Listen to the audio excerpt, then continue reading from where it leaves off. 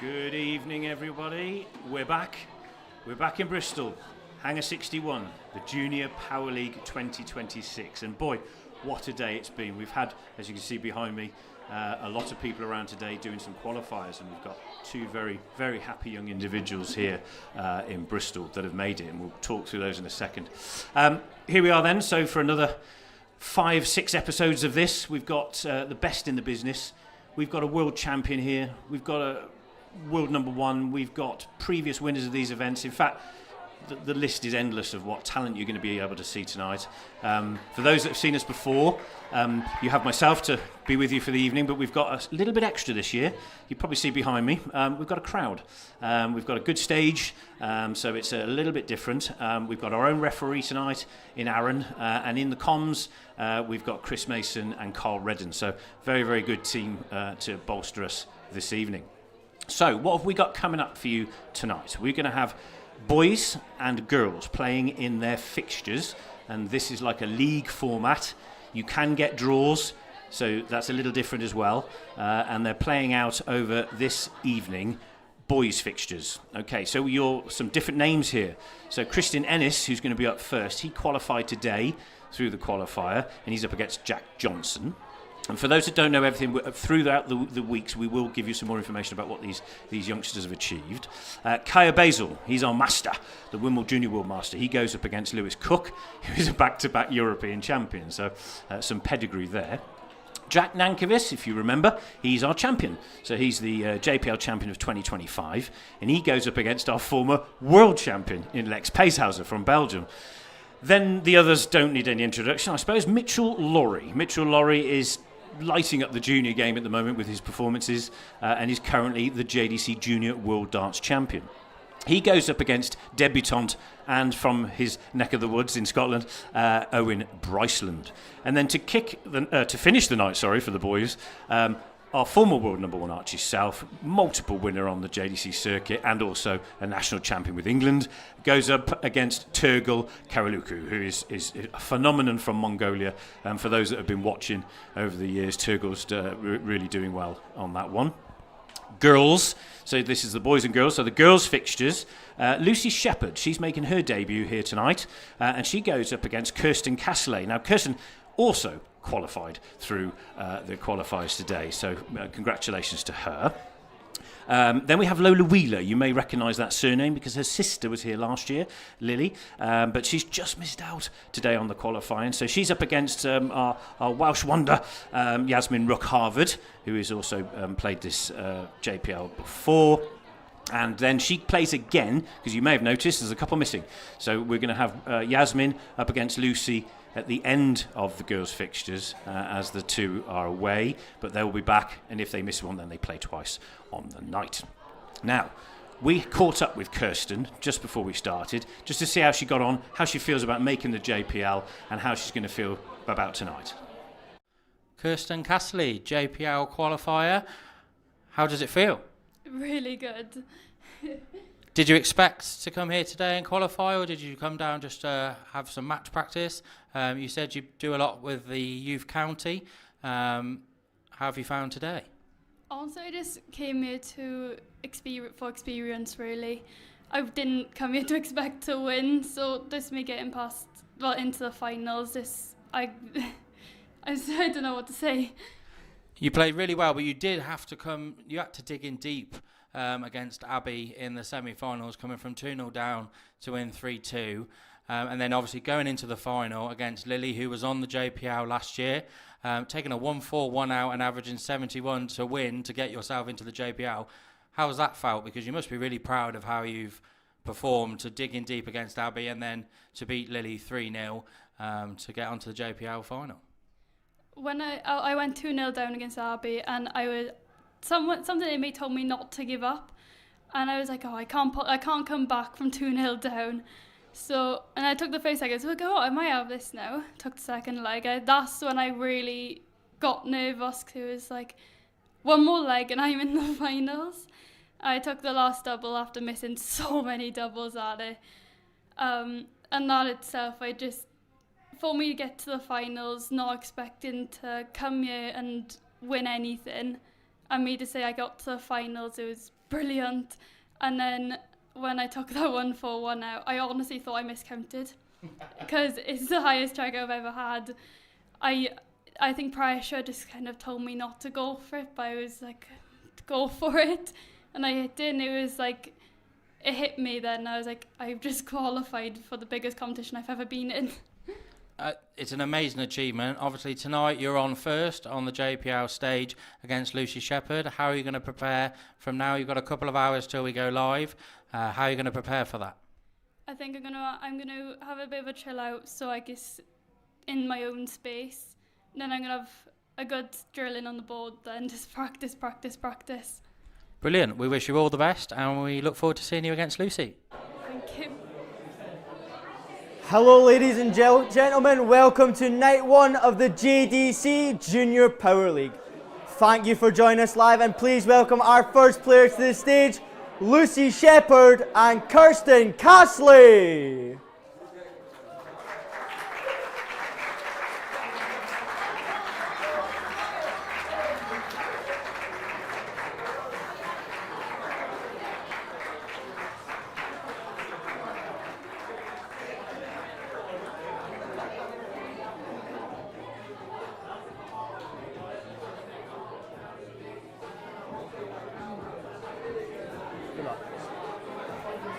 Good luck, Kirsten.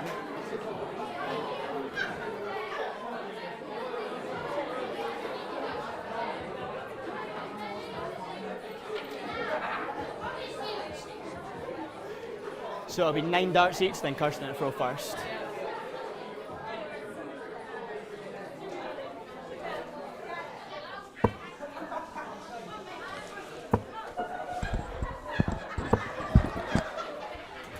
Very warm welcome, everybody. The Junior Power League, the second edition, game number 1. The girls are in action. 3 matches coming up for the girls, 5 for the boys. Alongside me in the commentary box, pleasure to welcome Chris Mason. Good evening, Carl. Yep, well, we're back after around about 12 months, and expect the unexpected, because I don't think anybody really picked out Jack Nankervis from last year, who went on to pick up the title. And well, one thing's for sure, all eyes will be on Mitchell Laurie and the boys, but I think the girls is really, really wide open. Very hard to pick a winner. Kirsten was very impressive today, averaged over 63 for the day, so over 21 per dart. There's plenty of male players. I play Super League, wouldn't mind some numbers like that. Me included. We're underway here. Hangar 61 in Bristol. Sit back and enjoy this evening. It's going to be a belter. Yeah, it's great. Brand new venue. 100! Got a lot of the kids in who took part in both the qualifiers today. More on the boys qualifier 7 in our next match, because he will be in action. Christian Ennis from Northern Ireland, I do believe. Another impressive qualifier. And 80! Chris, you might know yourself from having that qualifying period to then have to re-get yourself back up kind of thing.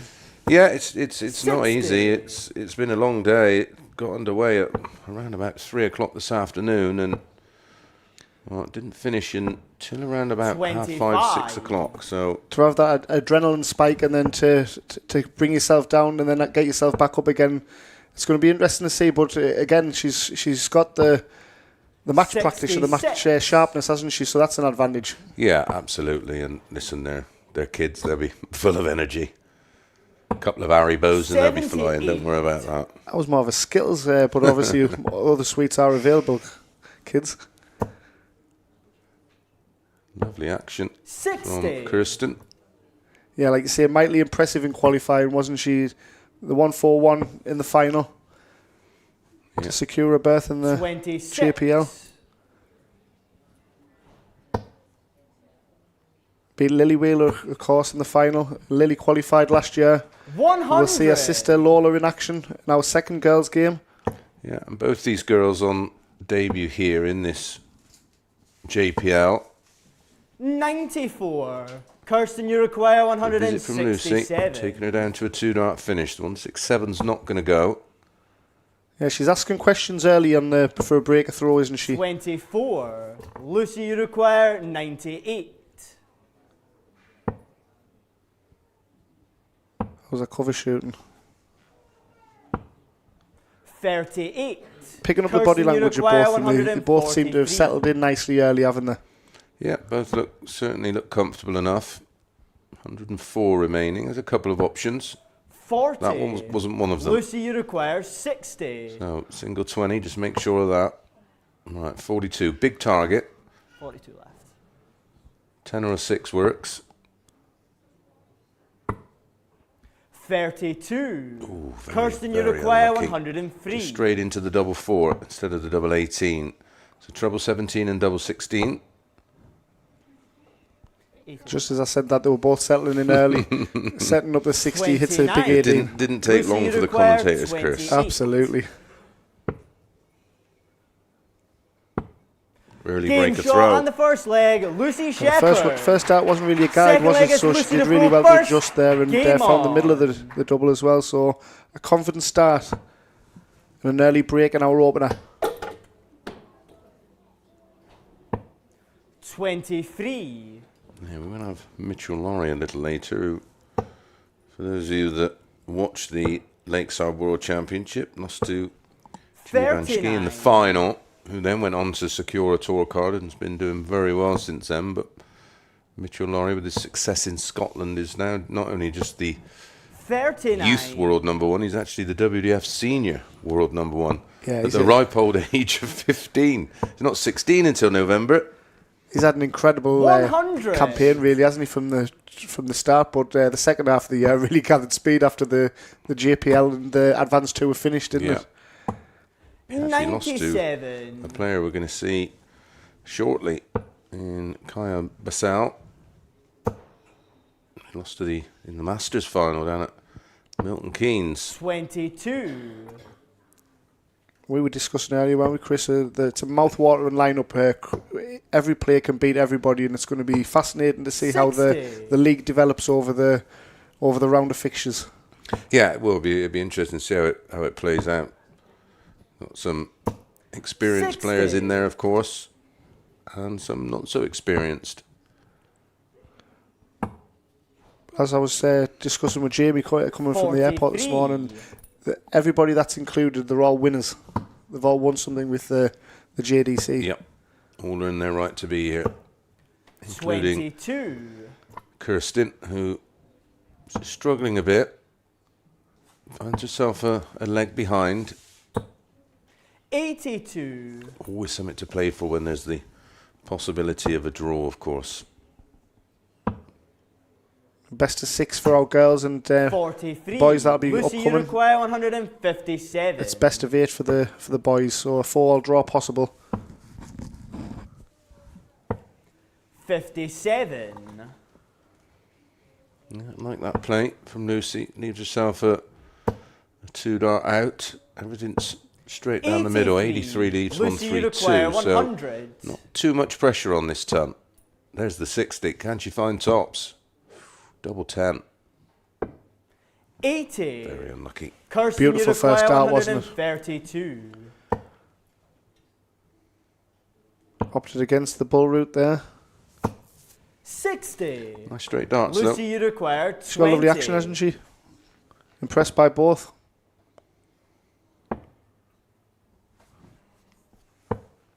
No score. For back-to-back Kirsten, you breaks, the require 72, which route will she 72. take to keep John Molyneux on his toes? Ooh. It's probably why the 16s are 32. the better option, because it's if you miss the treble, it's 2 darts in the Lucy, same you require 20. at the same target. That's all stuff these young players will learn. Well, that's going to make it awkward. Oh, Build a wall. well, top corner. No Just score. couldn't quite elevate the dart Kirsten, you over. require 40. Tops for back-to-back breaks. 20. Flight always looked in the way Lucy, you require 20. To double her advantage, 2 10s. Second look at it. Game shot and the second leg, Lucy Shepherd. Just like the Third leg is 14s, a Kirsten brilliant to throw adjustment it first. was from Lucy. Game on. Yeah, got there in the end. And the angle of our darts, on evidence of that, it's not a side of the board that I think will be our favourite, will it? No, I don't think it will. I mean, that could be just a bit of early nerves with the angle, because the darts for the treble 20 seem to be going in very straight, don't they? Yes, they do. They don't. They just sit up nicely for both. 41. Kirsten, one of two Welsh girls in the JPL lineup for the girls section. We'll see Yasmin Rook-Havard, who was the Welsh starlet last year. Very progressive. I've had a word with her tonight, and she's very relaxed coming into tonight, and a great girl. 61. Yeah, well, that's the advantage of not coming in blind. They all play a lot of big matches. 77. We've got so many different tours now with the JDC. They're used to this competitive environment. It's slightly different. 81. Under the lights, of course, and on a stage. But this is a wonderful facility. 100. It's certainly, without question, the best I've ever seen. Everything has been thought of. 99. Everything is of the highest quality. Yeah, we'll take great memories from Coventry and in my short space of time there, but this is going to be a fantastic venue moving forward for the JDC, isn't it? 38. That's just everything's been thought of for the kids. It's great, and of course, at times it can be a facility that we use. I think they did have an open 44. tournament here the other weekend, so it will have multiple uses. But in terms of a venue for the JDC kids, 93. I've Kirsten never seen anything Uruguay, like 94. it for seniors or kids. And to give the kids the platform to show off their talents, isn't it? Showing your talents off here. Great adjustment. Oh, 70. very unlucky Lucy to get a leg on the Uruguay, board. 98. Well, this will hurt. Double 12. 74. Both missing double 12. Kirsten Uruguay, 24. Kirsten was a lot closer. Can she land it second time round? She's had chances in this match, Double 7. and she's running out of them, I feel. Game What a dart shot that on was. the third leg. Kirsten What a very Castley. important corner of the double Fourth 7 leg in the is Lucy context to throw of this first. match. Game on. Yeah, just for her own mindset, just to get a chalk on the board, and she'll feel like she's in the match now. Probably at 2-0 down would have felt like it's 60. getting away from her. And she did say in her interview with Darren about people telling her not to drop her head and stay positive. 83. And there's a perfect example of why you don't drop your head. And 2-0, and it became 2-1, and then that was when she believed, wasn't it, in our final? Yep. So again, you put yourself in these situations more often, the experience that you gain. She'll believe even more in this one, won't she? Yeah, no reason why she shouldn't. Lucy, a 3-time semi-finalist on the 26. girls' tour last year. Very consistent. Of course, it was a tour dominated by Paige Paulin and Becca Allen. 100. But Lucy Shepherd was certainly one of the top players of the next tier that we're going to showpiece 41. this year.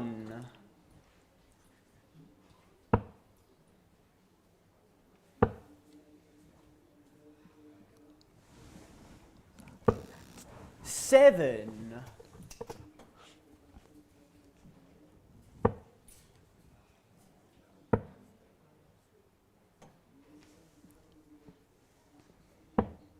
$42. Troubleless visit, so the door is ajar for Kirsten, and she's making hay. 81. Could be a tad disappointed with the 81 scoreline after the bed opened up on the treble 20 with that first start, but 55. with that 55, she's wrestled the advantage away.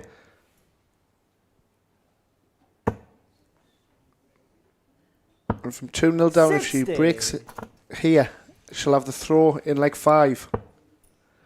Could be a big turnaround in the match. But of course, Lucy will have other ideas. 84. Kirsten, you require 148. Match and stride on the averages. Very little to choose between the pair. 80 scored. 68 left. 96. Lucy, you require 110. A lot of pressure on the 110 now with Kirsten on 52, but still a chance. 54. Kirsten, you require 52. What does she fancy? Double 8 after the treble 12. I prefer that route as well because with the option of busting, isn't it, with the treble 20. 44. Yeah, Lucy, definitely. you require 56. Especially in a pressure cooker scenario when you're behind the pitch count 2-1 down.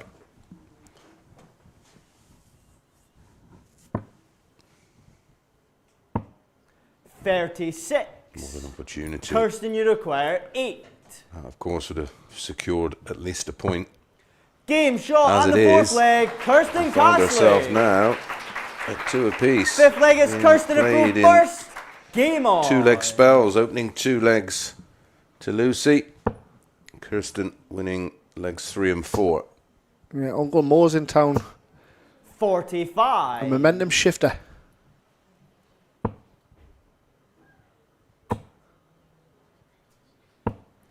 41. Lucy will be back for a game later on tonight. She's got 2 matches with the absence of Becca Allen and Macy 43. Gibbons. 2 of the fancied runners for the JPL absent tonight. Certainly 32. Rebecca Allen will fancy her chances. An outstanding campaign she had last year, Becca. Yeah. Very proud of her. 60. She's a little battler, isn't she? Yes. Yeah, she digs in. We'll get away from that one. Oh, super dance. 135. And a great response from losing 2 legs on the spin, isn't it, from Lucy? But Kirsten's fancying this, isn't she? She's warming to the task nicely. 100. Yeah, I think they both are. I think they both had a good look at each other and think, oh, I could win this. This is much better. 135. Back to back. 2 big trouble visits. Can we not play best of 19, Chris? 60. getting tasty, Lucy, isn't it? you require Warming up nicely. 158.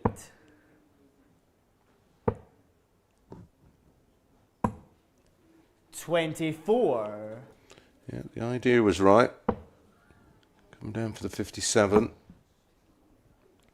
From 137. 121. Lucy, you Both require finding the big troubles. 134. Very fluent action from Kirsten when she's in the Double groove. 16. Wow. Game shot What a on take the from fifth Lucy leg. Shepherd. Lucy Shepherd. And from losing 2 Outstanding. Sixth leg two is legs Lucy on to the go spin and she first. responds like Game that. on. More importantly, she now has the opportunity to serve it out, but that was a fabulous 1-3-4 finish. Never looked like missing, did it? 58. And that was on the back of Kirsten's pressure as well. Yeah, she found 2 big trouble 19s. And then Lucy 41. stepped 60, 42, 32 to guarantee, at worst, a draw.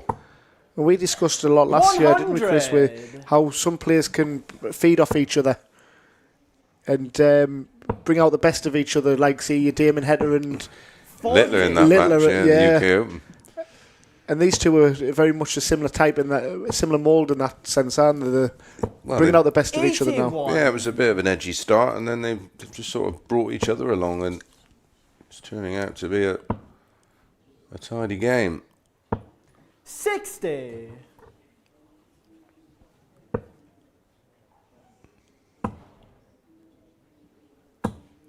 $39. So down to 223. There's nothing really Kirsten can do 60. from there, apart from trying to add a bit of pressure. Darren talked in the warm-up before we went live. 21. And he was saying, like, the pedigree of all of the The boys they've all won major titles with the JDC, and Lucy's a 140. singles and doubles Nations Cup girls champion. You can see a 7th on the tour, very respectable last season. She's a big winner on the tour. 98. Kirsten, you require 160. Just had 2 treble 20s in a 140. I couldn't find them again to have a go at tops. Well, Lucy 24. just took out 134. Lucy, you require 104. About 104. Should stay there. Oh, lucky. Nothing wrong with the counting. Kirsten, you Age require double 8. 136. So Lucy will be back, 3 in hand, 44. to get this one done. Lucy, you require 4-2 16. on debut here at the JPL. Can she use that as a guide? Looks the right side of the board for her, doesn't No it? score. Kirsten, you require 92. To secure a point, 92. For 36 for 36. 52. Could have gone double 18, double Lucy, you 18. require 16. So another opportunity for Lucy. Oof, No score. next door. Right in the Kirsten, corner, you double require 13. 40. What a chance for Kirsten to get out of this one with an unlikely looking draw in the end. But she Game, does. shot, and She the second finds the leg. double Kirsten 10. Castley. And this one one finishes ends up 3 legs all. at 3 apiece. Well, we're going to have a short break and then we'll be back with Christian Ennis against Jack Johnson.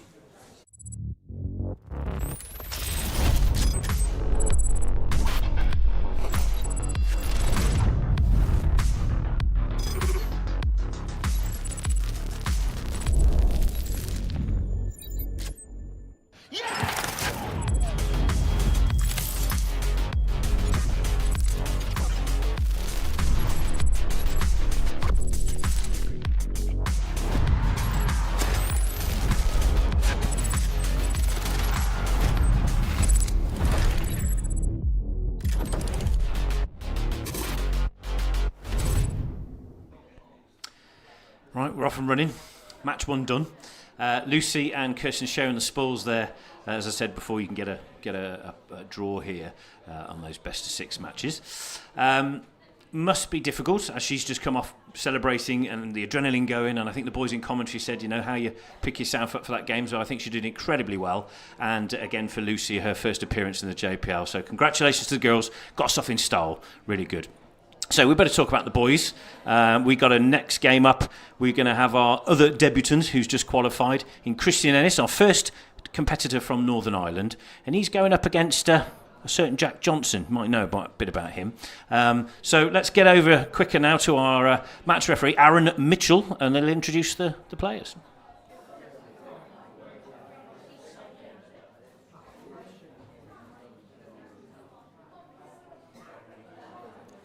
Welcome back to night 1 of the JDC Junior Power League. Please welcome our next 2 players to the stage, Christian Ennis and Jack Johnston.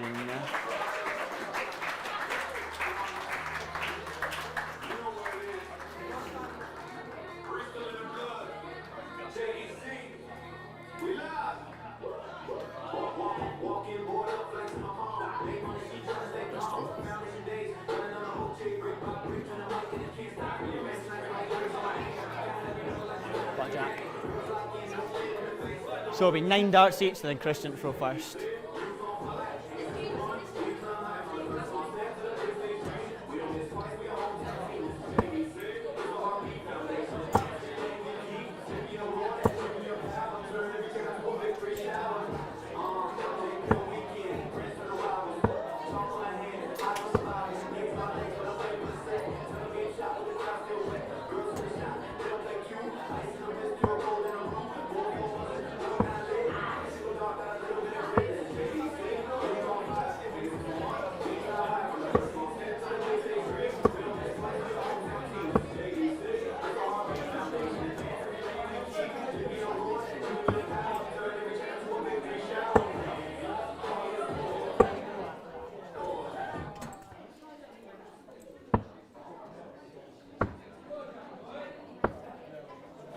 Thank you, ladies and gentlemen. First leg, it's Christian a throw first.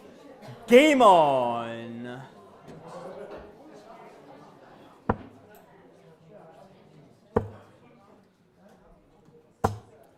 $100.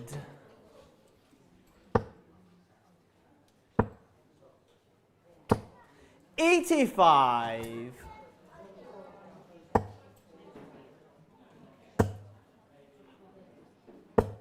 $140.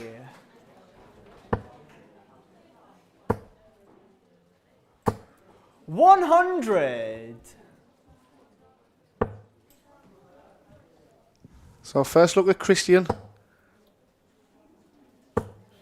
26. It's been a very comfortable start for him, hasn't he? He's averaging round about the 90 mark. 125.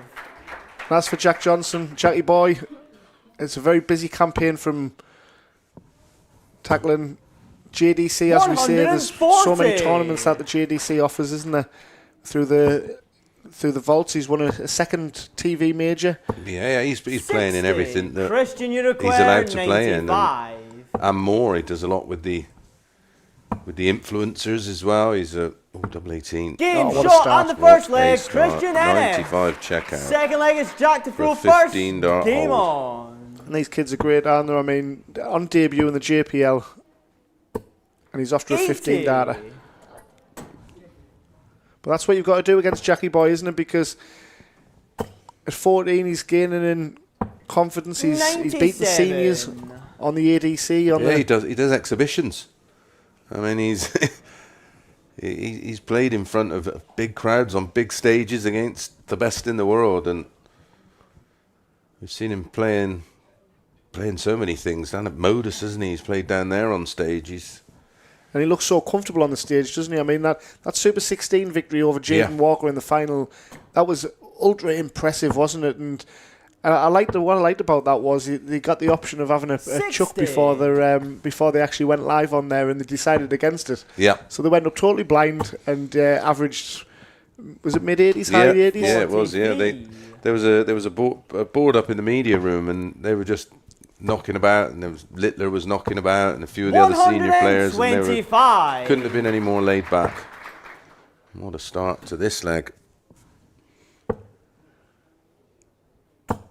140. Through the academies at East Kent, I think it is that Jack's plays out of.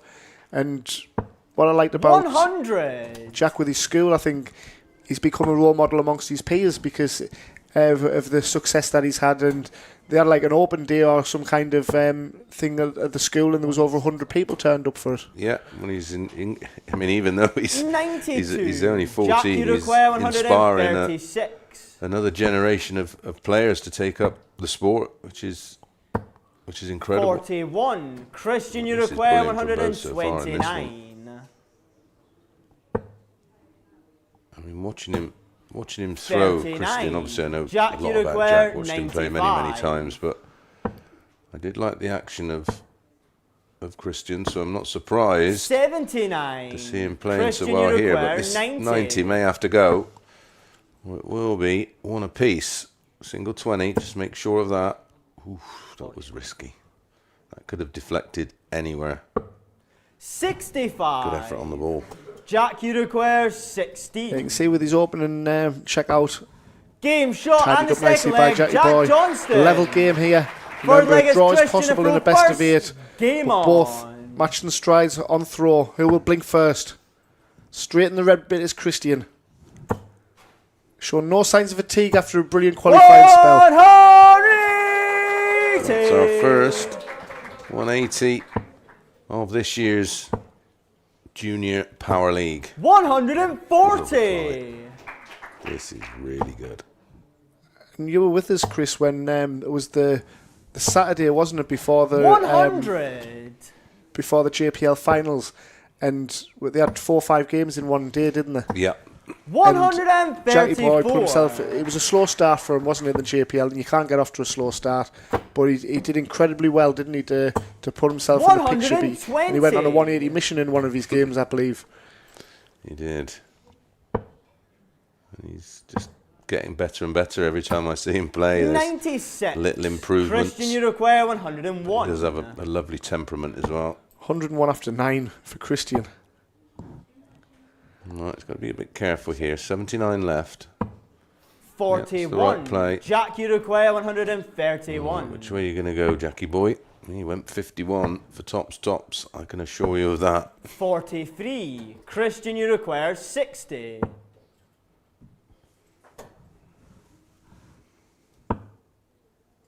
Another 15. 40. Very nearly. Jack, you require where 88. Jack Johnson can punish. Single 18 and ball. Game shot on the Never third looked like leg. missing that Jack bullseye, did it? Johnston. What a great adjustment Fourth from the leg is 18s. Jack to throw first. Game on. And that's a real punisher after missing 2 darts, wasn't it, for the 14 and 15 data for Christian? And although Christian is 57. a little bit older, Jack has so much experience for a 14-year-old kid. 100. Yeah, despite his pint-sized stature at the minute, and we discussed of how his action will change over the years as he develops as a young man. 43. Yeah, well, he's still throwing up at the minute and having to really throw an aggressive dart, where it's much easier 81. when you're the height of Christian. You can just sort of naturally throw them, but young Jack has to really accelerate through, and that's super hard to control. 25. He does look like he's had a bit of a growth spell, hasn't he, over the last 6 months? Tell you who has. Mitchell Laurie. I've actually seen him not very long ago. I've seen him at Milton Keynes, but I said to him then, I said, what are they feeding you? Where are you sleeping? In a greenhouse? He just about fits through the door. He's got to be 6'4", 6'5"-ish. It's all about the iron brew. I don't know what they drink up there. Goodness. Yeah, I reckon he's grown about a foot. 81. Yeah, when you get Mitchell and you get Turgo stood together, you know, the rubbing shoulders, they're quite the rubbing shoulders indeed. 80. Yeah. Be out of place on the front row anywhere. Yeah, modern day rugby players with pace and power. 100. Be like myself and yourself, Chris. 100. Christian, you require 95. Does Christian know he's there? Oh, cheeky. 55. Jack, you require 96. Might see something similar here. Oh, he's found the trouble. 99. 78. Christian, you One guy require misses. 40. Will Christian hit? The drawback level, it's not much of a guide, is it?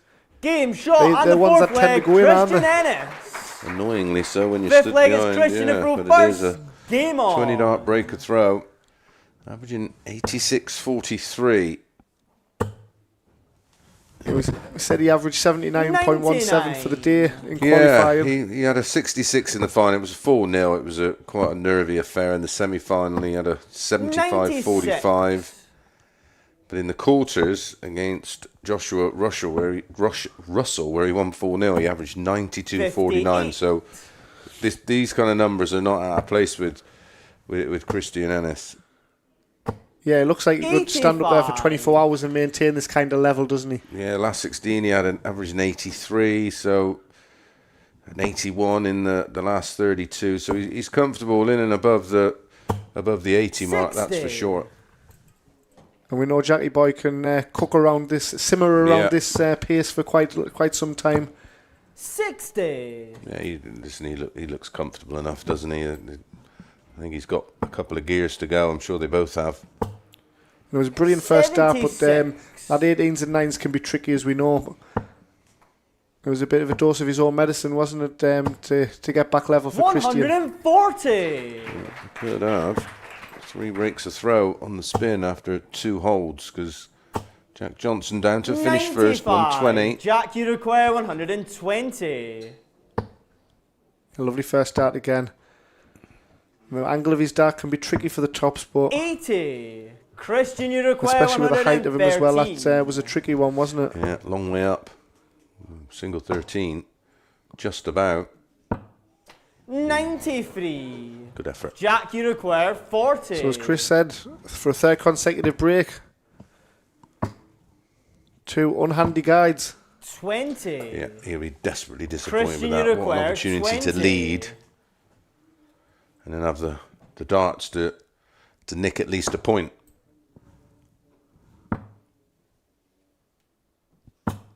Game shot on the 5th leg. Great adjustment Christian with a pressure Ennis. dart. Clutch 6th moment, leg double is Jack to 5. throw first. Retakes the Game lead. on. Yeah, held himself together well there. Yeah, and on first evidence of 100. Christian, he's not going to be out of place in this field, isn't he? Because we've got such a high caliber JPL again. Christian will certainly be 60. competitive and be in contention for finals day. Yeah, when I was watching him this afternoon, and then after he 120. again another Robin Hood. When he ultimately qualified, I think I said it to Robbie Long. He said he won't be out of place here this evening. He will 60. He will feel comfortable in this environment, and he's showing exactly why. Yeah, both 60. players averaging well inside the 80 still. I was talking to Jackie Boy's dad earlier, and he was saying the preparation for 80. coming into tonight and for any big match, Jackie Boy tends to go quiet and just does his own thing. Everyone has their own preparation done. They're coming into big matches or tournaments. Yeah, he probably feels like he doesn't want to sort of mess about and do what most 14-year-old kids would be doing. He understands that he's got to knuckle down, put the right kind of preparation in, get himself ready for a match like this. I'm not sure how much he would have known about Christian Ennis, if anything at all. I don't think it's the right platform for 41. me and you to discuss what we would probably do in the 40, Chris. 61. Absolutely not. Shots on. Wants the ball. What a way that would have been to secure the point. Jack Uruguay, Now there's big pressure 87. on Jack. Single 20. He's hit the ball on the 88. Can he hit it on the 87? 51. He had 2 attempts at the double 19, didn't he, Christian? Christian So Uruguay, 38. 3 darts in hand. Will he split it or will he go direct? Game shot on the 6th leg. Straight Christian at it, Ennis. and that's why. 16 dart. Break of throw. 7th leg is and now Christian Jackie to Boy throw first. Game is on. firmly on the back foot. Has to win the next 2 legs to get a point and a draw. 59.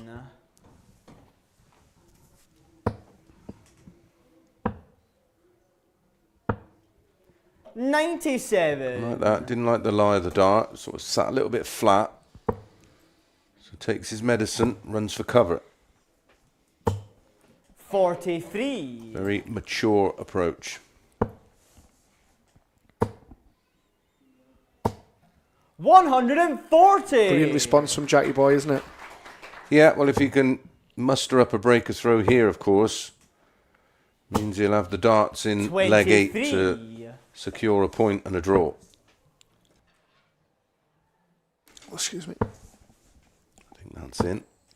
100. It is, so down to 164. Keeps the scoreboard ticking, doesn't he? Highest finish so far. 29. as we Jack Uruguay, To 164. the conclusion of match 2 is that 134 from Lucy.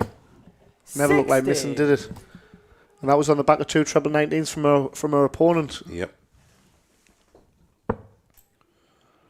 I'm a big fan of the Gazzy Price route for the 104. What about yourself? Do you prefer the 18 still? 45. Jack Uruguay, 104. I don't know.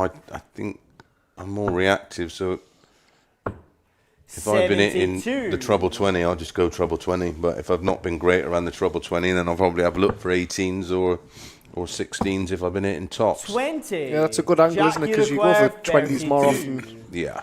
To stay in the game, he Game does shot so. on the 7th leg, Jack And a Johnson. 16 darter of his own for Jackie Boy. 8th and final leg And he is has Jack the darts to in throw leg first. 8 to secure Game the point. on.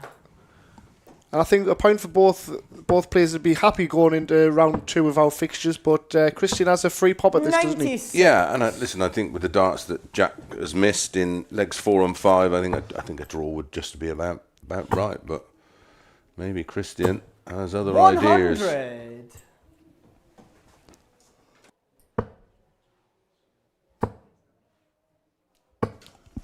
Yeah, again, for 61. the 3rd time, Robin Hood may have to think about going very modern. Young Jackie boy with the 43. one-piece stem and flight.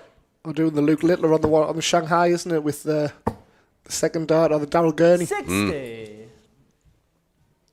There's a lot of players falling in that category, though, isn't there, with the way that the darts stand up for the 60. Yeah, I mean, Second maximum. he does find another max. Timely max as he looks to get all 2 points. He said he had a free pop at it against the throw.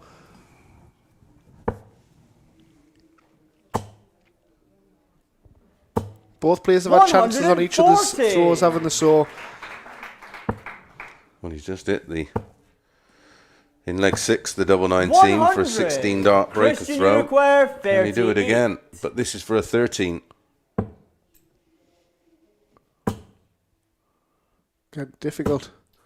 No score. And Jack Johnson Jack save it. 104. The ton plus finish. Treble 18. Would have left double 16. Leaves double 4 just in 96. case. Christian Does he go direct again? 38. Looks like it. Aggressive with the first start, I like that.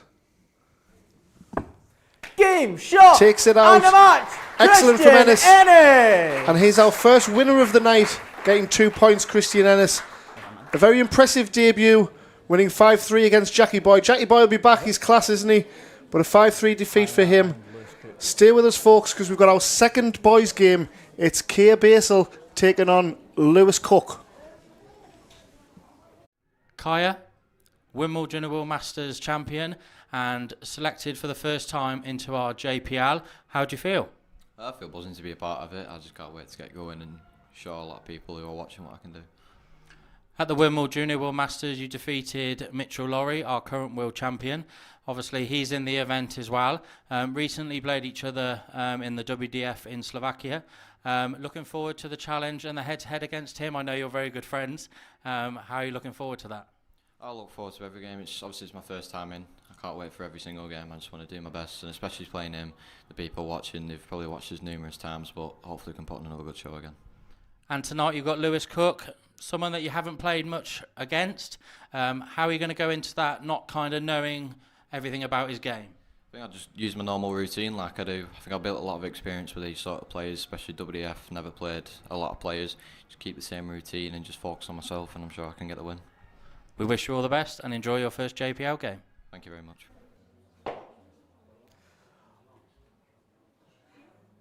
Welcome back to night 1 of the JDC Junior Power League. Please welcome our next 2 players to the stage, Kaya Basil and Lewis Cook.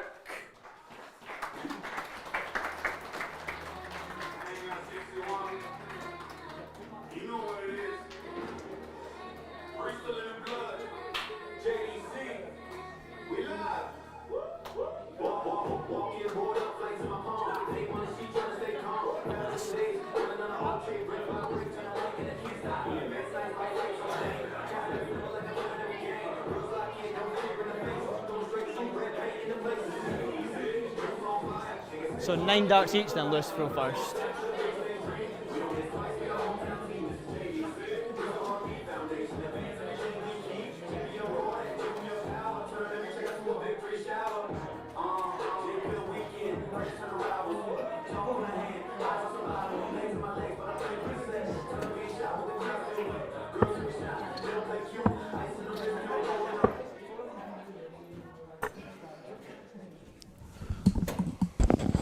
Welcome back, everybody. The Junior Power League from Hangar 61 in Bristol. Impressive venue, Chris, and equally as impressive is our young stars and starlets at the hockey. Very much so. Seen an example of that with a new player to the JPL in our previous game. Christian Ennis producing a couple of 180s, a 95 checkout, 15 darter. And Jack Johnson, although tried very hard, his 3 winning ladies legs and gentlemen. were 19 First leg and is 15 Lewis and to a throw 16 first. darter, but Game on. his opponent just a little bit too strong for him tonight, but he will be back, that's for sure. 100. And at the hockey here, we've got Kaya Basel. We said how impressive he's been. Like Mitchell Lowry since the tour came to a climax. He did win in Hungary at the Hungarian Classic to become the youngest ever senior champion, eclipsing Luke Litter, I believe, in that one. But he really has kicked on again from that in the second half of the year, hasn't he?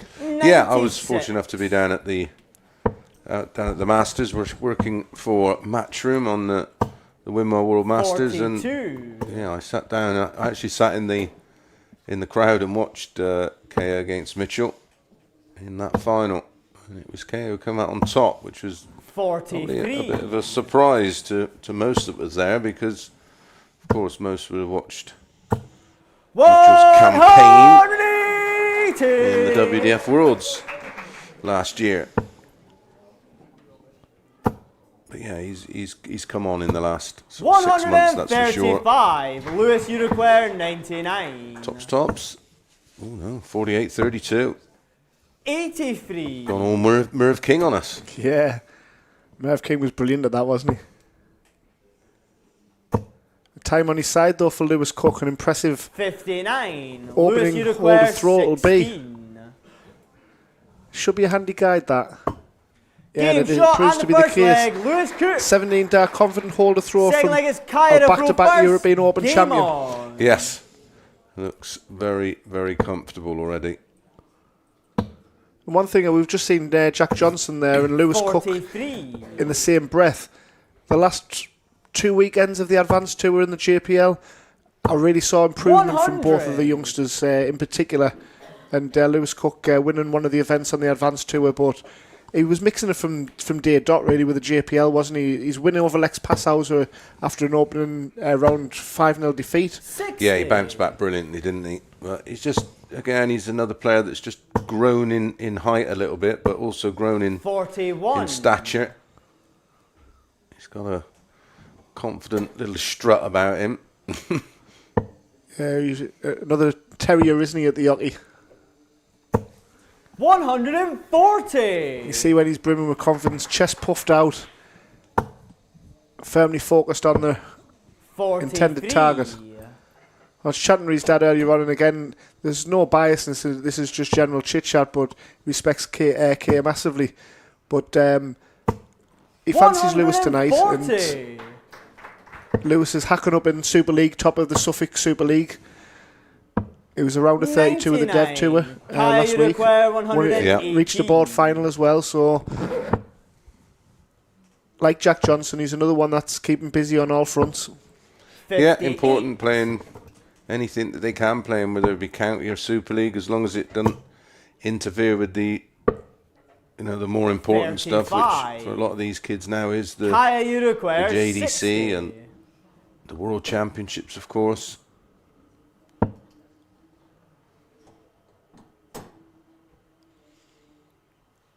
Yeah, what an opportunity that is, isn't it, to have the chance to play at the Ali Pali. Brilliant take. Leg, Kaya Bezo. So 17 dart hold from Lewis is replied with a 18 dart hold of throw from Kaya. Burnley Massive are in town. We've got a level game here. Our Junior Power League Game 3.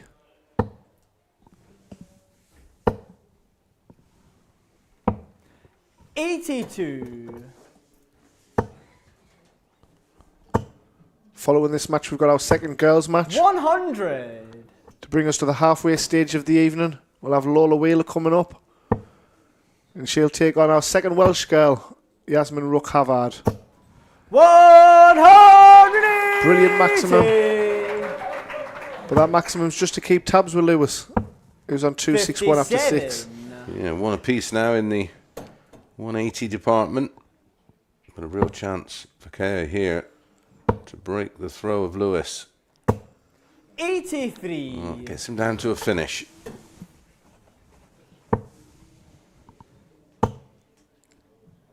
Both fantastic fluent actions, haven't they?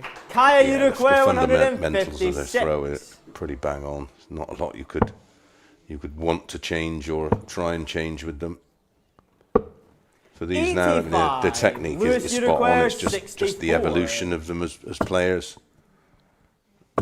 And one of the most 32. important aspects. It's all about temperament. Kaya, you require 71. And that's a huge compliment coming from you, Chris, because I know you're a connoisseur of, you're a real thinker of the game, aren't you, in terms of actions and...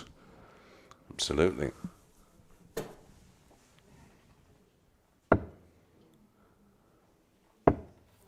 $55. You watch a lot of the Lewis, Asian you players, require they work on the 32. fundamentals, the action, and they worry about everything else Game after, shot on and the that's a third 16 leg. dart. Lewis Cook. Hold of Fourth throw. leg is Kaya to throw first. This is Game very, on. very good from both. Even with a 180 in the leg, Lewis too strong. Yeah, so all legs have been won in that six-visit 58. visit leg, isn't it? Yeah. Yeah, opening leg from Lewis with a max 17, then 82. Kaya responds with an 18, and then a 16 from Lewis in leg 3. Lewis has just come off the back of winning the Royal Rumble as well. 139. Did he win it in the end? He did, yeah. Yeah, I'm sort of keeping tabs. I think I got sort of 8 or 9 matches deep. 140. Yeah, I missed that one. It would have been a good one to watch. Yeah, because a young player who plays for me in the pub on a Tuesday and a Thursday night, well, and a 44. Sunday actually. Don't worry, he does go to school. I make sure of that. I think he won 8 matches, 59. and he actually ended up losing to a girl who took out 1-2-1 on the ball. Wow. Apologies if you were that young lady. I just cannot remember your name. Third max and a second one from Kaya. 180. This match is hotting up. We've had 2 really close matches on opening night here 60. in Bristol. Kaya, you require 80. And this one's very much of the same.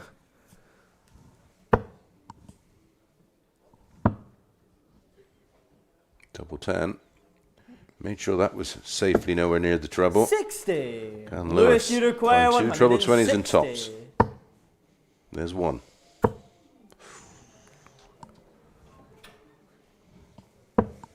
$82. So again, Kaya, you Kaya require in that 20. 6-visit leg had the opportunity to do it in 5. You get a feeling that this might need to go though with his opponent on 78. 2 5's a tricky one. Brilliant Game adjustment. shot on the 4th leg. Kaya Bezo. 5th leg is Lewis to throw first. Both matching strides around the mid-80s. 4 holds a throw. 140. As we expected, an ultra-competitive match.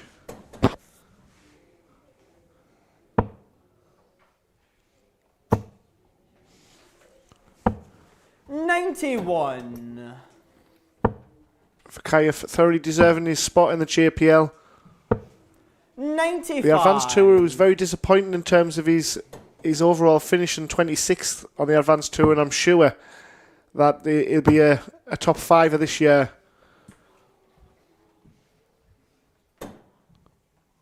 Massive improvement in his development. Great to see. 4th max of the match and a 3rd for Kaya. Yeah, in as many legs. 54. Turning the screw.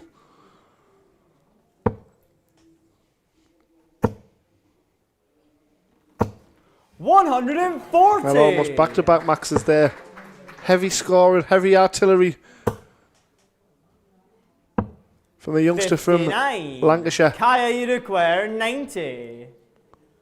The confidence that he'll have got from winning in Milton Keynes against the outstanding Mitchell Lorry, who of course we've got coming up, and the all-Scottish affair against Owen Bryceland. Can't wait for that one. 74. Lewis, you require 153. Double 18. Game shot on the 5th leg. absolute Lewis Cook. Incredible finish 6th leg is from Kaya to young throw Lewis first. Cook. Game on. 15 dart. Hold of throw to lead 3-2. Outstanding, wasn't it? 134. Just the speed of it as well. Just rhythm. 100. Rhythm, fluency, and we'll talk about that. We've got Jack Nankervis coming up later on, our reigning JPL champion. But Lewis is certainly one of that in that kind of mould of being one of the best switchers and utilising every bit of the board, isn't he? Yeah, and usually the 56. quicker players tend to struggle in that department. Just think of someone like Jermaine Watamino, before he just sort of took just the edge off of his speed and tempo. 93. He's a far more efficient player for doing so. Though he's quick, he's got that lovely 96. little double pulls, which allows him just to stable things up. Well, that was a wonderful finish, our highest finish of the night. 60. I don't know how long it'll last. It just needs to steady the ship here. 34. It is against the throw, so not too much damage done. Yeah, 6 darts from here for Kaya.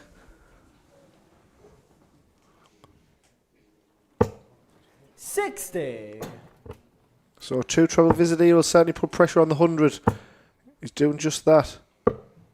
105. Good use of the Kaya 25 in the Uruguay, ball. 100.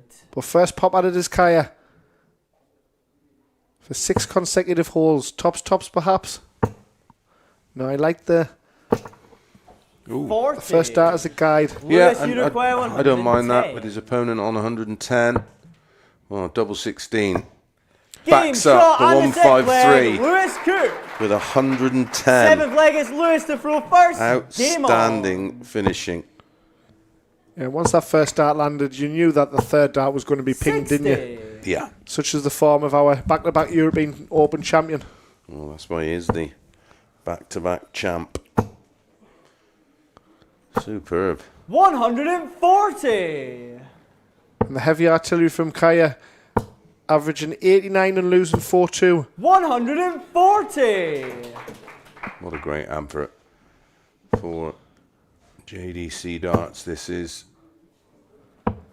Night 1. And I cannot wait for the 177. campaign to kick in. What an opening night. 50. He's had 3 180s and a 177 in the last 5 legs, has Kaya, and only won one of them. 96. Oh, sorry. Yeah, one of them. Leg 4. He had a 180, didn't win that leg. A 180 held. 180 Kaya didn't hold. Uruguay, 88. And then 110 check out in leg 6, and then a 177 in leg 7. Should stay in that direction with his opponent on 197. 56. But when we look at with Jack Johnson with that 88 on the ball and Lewis Cook we mentioned earlier on with that kind of range, that's what gets you through to the deep end of competitions, isn't it? But these 3-figure checkouts, that's really separated the 2 players, hasn't it? Because on paper they're both scoring heavily. Game shot on the 7th leg, Kaya Bezo. It's a break back.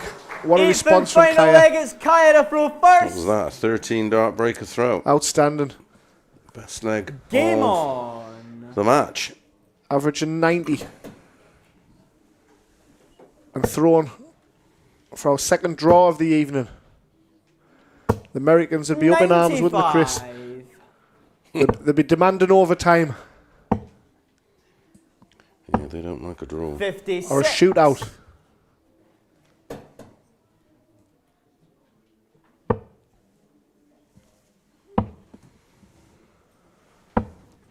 $56. All right, can Kaya complete the job and rescue a point from here? 45. 56 followed by 45. Big advantage, 50 points to lead, plus these.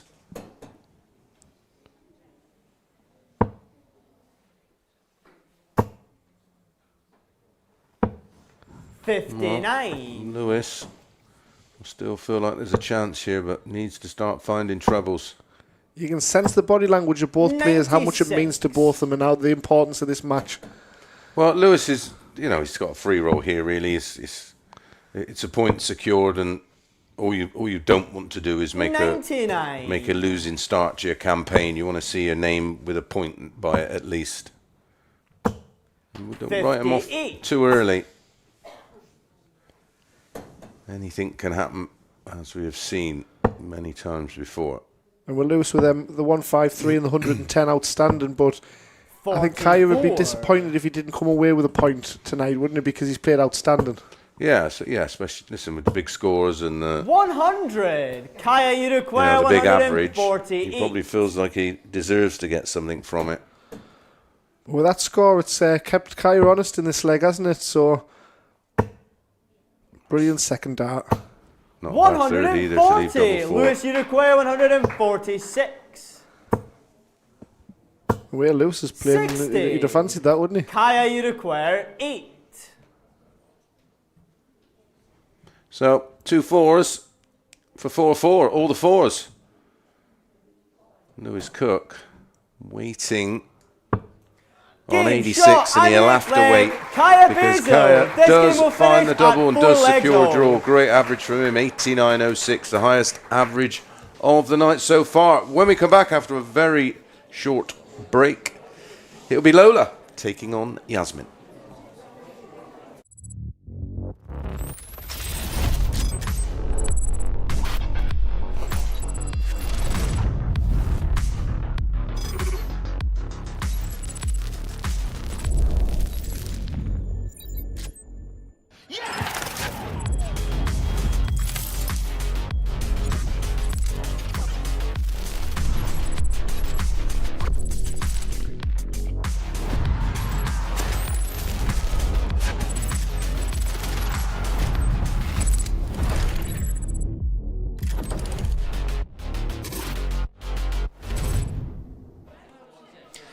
There you go then, nearly halfway through. Hopefully you're enjoying your evening so far.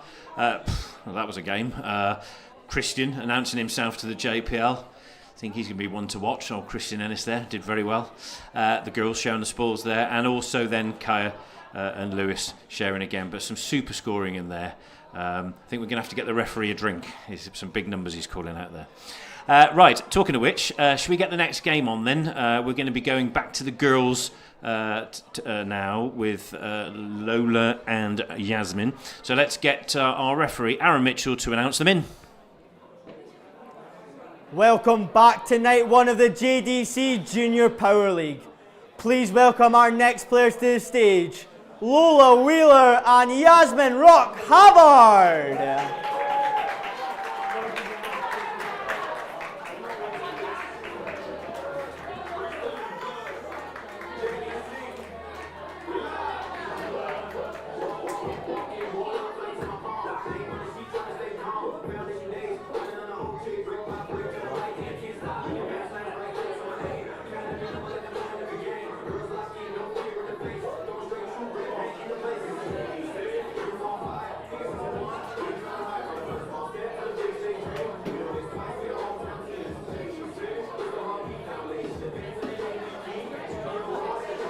So 9 darts each then, Yaz first.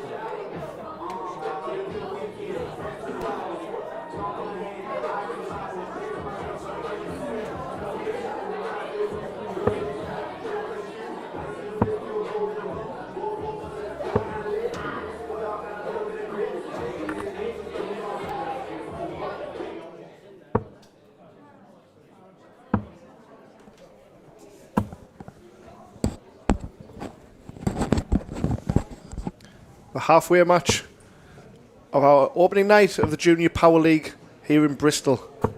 Our second girls match, and it's Lola Wheeler taking on Yasmin Rook Havard. On paper this should be a close one like our first 3 matches, Chris. Yeah, I don't doubt that it's going to be close in this year's, certainly in the girls, but looking at the boys, I mean, that last match was very, very tidy indeed between Kaya and Lewis. Just had a quick message from my pal Chris Gilliland, who was tuned in to watch Northern Ireland's Christian Ennis a little bit earlier. Sorry, pal, I missed the message. You had me head in notes. 39. But his county team, work his area 11. We're all watching and tuned in tonight. Well, plenty for you to enjoy, 36. no doubt. Yeah, hi to everyone over in Northern Ireland. Your boy done good, didn't he? He did. Very impressed with him.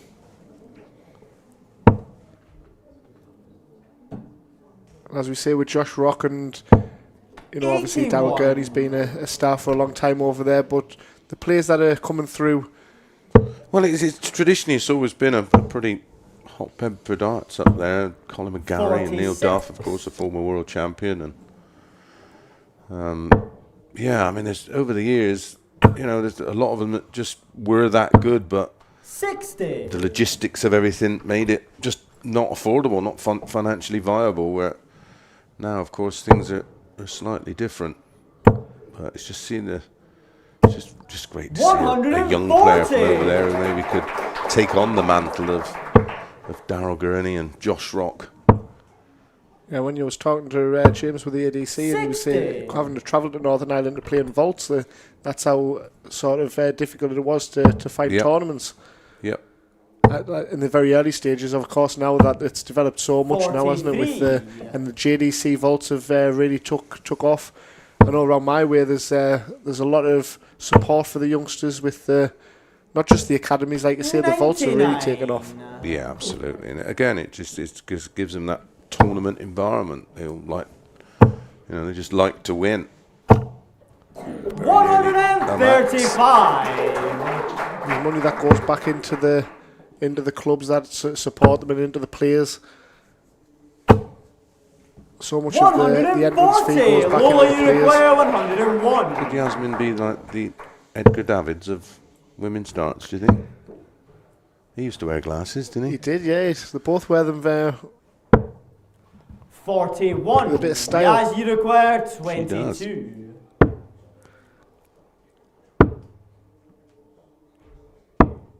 11. Lola, you require 60. A Welsh international is Yaz. Yes. 15. Ooh. As my old pal Rod Harrington used to say, don't miss the big number. 28. So Yaz, 3 you require for double 4. 11. Well, Peter Wright says he used to just focus on a lot of his practice round single to Game double. shot on the first leg. Yeah, well, Hammer. Second leg is Lola to throw comes out first. with Game on. a very good point that is something I encourage with the young players is practice 41 to 60. That's where 31. your matches are often won and lost. Just those little single to double combinations. Everyone's obsessed with this 121 to 170. That's 66. fine. Do that after, but just have a short 20-minute session doing 41 to 60 and then move on to the 121 to 170 routine, which I think pretty much every player does now. That's a great point, Chris, and like you say as well, when even stripping that down a bit further, when you go around the clock on doubles, go around the clock on singles to start with. Yeah, absolutely. 45. Just get your arm going. I used to do it, and if you missed, you had to go back to 1. Yeah. So it just adds a bit of jeopardy to it. And then when I was decent, 3 darts at a double. If you don't get it, you go back. We're talking about. And then the super advanced one was 2 doubles in 1 turn before you could move on. 81. And then finish with 2 balls. I do try that from time to time and get bored by the time I get to about double 4 and change the rules. Are you still sharp at the hockey, Chris? No. I hardly play. I had a 29 odd at Super League the other week, but that's still quality, that mind. Yeah, it's not really, but not on these modern boards. But there you go. 25. I just enjoy having a knock with the lads now in the pub and. No pressure on kind of thing, just. Oh, there's always pressure. Always pressure. You always got that target on your head. Yeah.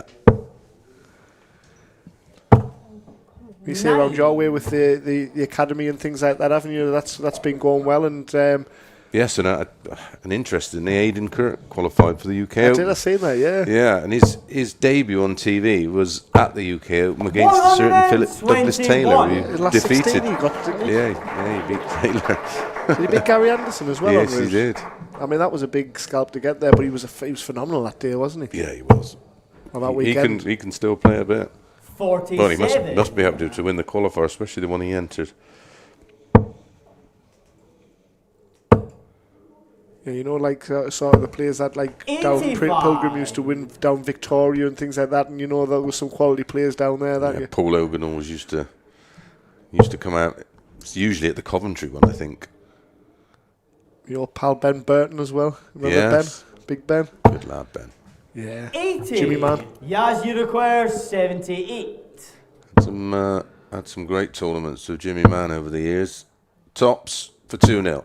Brilliant Game take. shot on the second leg. Yaz Rock Hammer. Much tidier leg. Third leg is Yaz to throw first. Game on.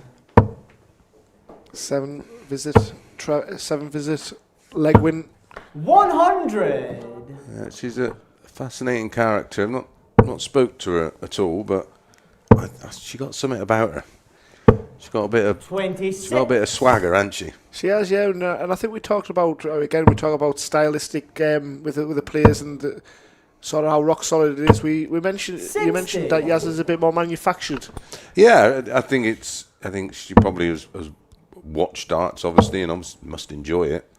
And then she's just sort of picked up the basic fundamentals and put her own. I mean, from that elbow point to following through, it's as clean as a whistle, isn't it? 100. Throws very few stray darts. Yeah, and just like I say, the body language and the the way she has got a swagger about her, hasn't she? And winning breeds confidence, as we know, but it's not forced, is it? No, that's for sure. And again, finding the treble. 99. Averaging into the 70s. This is impressive from the Welsh international. And of course, Lola as well had a brilliant year last year. Finished above her sister Lily. 10th in the girls' tour last year. And really kicked on. She won the undisputed weekend. It was picked up by Winmouth Team 360. So that's going to be a brilliant development for her career as well. Yeah, that was the unsigned. The unsigned weekend, yeah. Another clever idea. Just unearths more and more talent, doesn't it? And gives more and more players the opportunity to... Well, Lily, of course, she lost in the actual final qualifier match this afternoon. Yeah, I spoke with Lily earlier on. She was still very upbeat despite losing in the final. She's a great girl and she's got a great future ahead of her as well. Guided by her dad, Joe, who's with the whole family really. It's a family.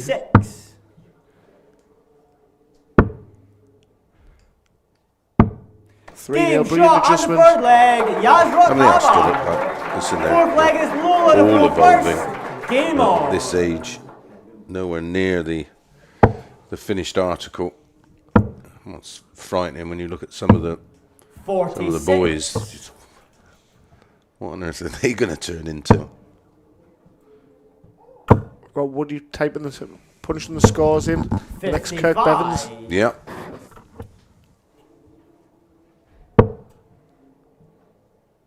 Woody just missed out on Q School as well, so he's on the foundation tour. But at 13, he's got a great future ahead of him.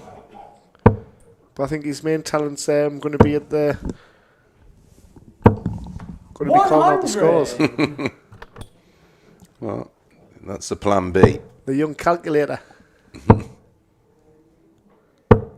41. Lola, like I say, from following her sister on the qualifying on the opening JPL, she thought, I fancy myself to have a bit of this, and she really did progress in the second half of the girls' tour. Regular semi-finalist, as was Yaz. 58. Because obviously with Becca Allen and Paige Paul dominating the finals, Yaz was third on the tour. And a regular fixture 45. like Alexa Jane Rooksby's and the Lucy Shepherds and the Casey Gibbons in that next tier. Yaz was at the forefront of that. Well, real chance here to instantly guarantee 60. that she will take the spoils in this one. Guaranteed a point, of course, with 3 legs in the ledger. But yeah, great chance now. 6 darts, 160. 160. Take all the points. Following 3 very tight matches, we could have our first one-sided contest. But Lola will fight all the way. A founding academy ace. A brilliant visit. Yaz Uruguay 105. 15 girls in the founding academy, and 5 of them's on the girls' tour. So great work done down the road from that academy. 23. Lola, you require 117. To remain in the game. We've seen some three-figure checkouts already, haven't we, this evening, Chris? Yeah, seen some There's big another ones. one. And the fourth There leg, is Lola another one. Wheeler. Right on Fifth leg is cue. Yasmin. 117 out. Game on. Just a hold throw. We said she wouldn't give up, did we? And 22. 2:15 and 6 darts. That was very impressive from Lola. And needed. She was in a world of trouble. 60. It's our first look at Yaz tonight, because she will be back for our final girls match. Her second match, along with Lucy Shepherd, who we saw in our opener. Yeah, she'll be involved in our penultimate match of the night.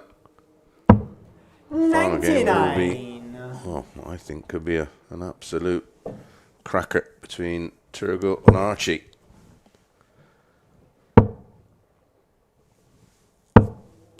$68. Penultimate boys match as well. We've got an all-Scottish affair with Mitchell and Owen. Yeah, I'm looking forward to that one. 59. What is he, 12, isn't he, Owen? Yeah, 12-year-old. Incredible, isn't he? 87. Just keeps Yasmin in touch.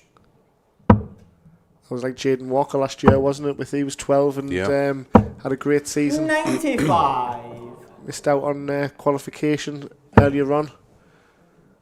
Was in JPL for the first year. Fifth place of the 43. England finishes in the advanced tour was Jaden.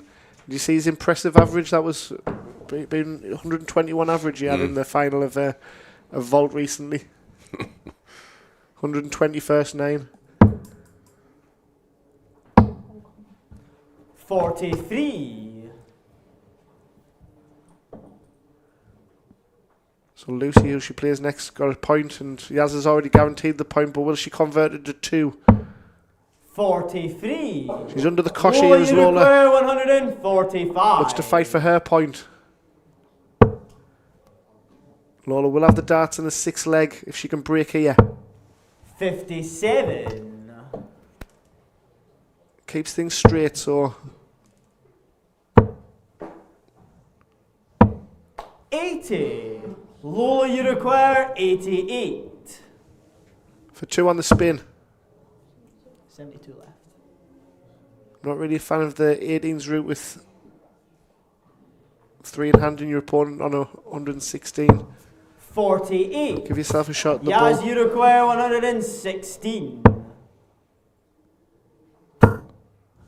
Couldn't quite make the adjustment into the treble, 100. but just in Lola, case, you require 40. she's waiting on double 8, but it is tops for Lola. Double 10. Outstanding. Game shot and the 5th leg, Absolutely Lola outstanding Wheeler. under a world of 6th pressure. and final leg is Lola through Finds first. the double 10. I tell you, it was very, Game very on. impressive today. And it didn't quite work out for him in the end, but it was Jaden Walker. Averaged pretty much 86 for the day, 85.98, a first 9 of 101.53, which was miles ahead of anything else that we saw all day. But he walked into a bit of a 25. monstrous performance from Kyle Gilding in the last 16. He averaged nearly 91, Jaden, but went down 4-2 to Kyle, who averaged 94.53, which 115. was the best average of the day. The strength and depth of the JDC's there to be seen, really, isn't it? And of course, we'll 45. see young Jaden Walker, no doubt, over the course of the weekend. Yes, yeah, because more coverage on the JDC YouTube channel over the weekend, as it's the advanced tour, isn't it? 44. Saturday and Sunday. Yeah, we've got events 1 and 2 Saturday, and 3 and 4 on Sunday. 64 players now instead of 32, and Jaden will certainly be one of the fancied runners, shall we say, in that. Well, the quality and the demand, it just had to expand, and certainly pleased 23. to see it has been put to 64 from 32.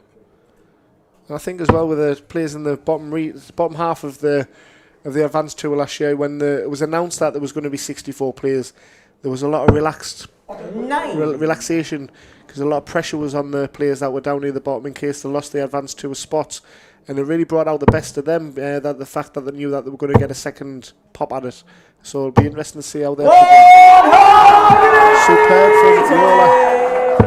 And after that double 10 was mightily impressive with the third dart. 85. From the brink of defeat of 4-0, she's now looking at a point. Time on her side, 84. Doesn't need to go the ball route.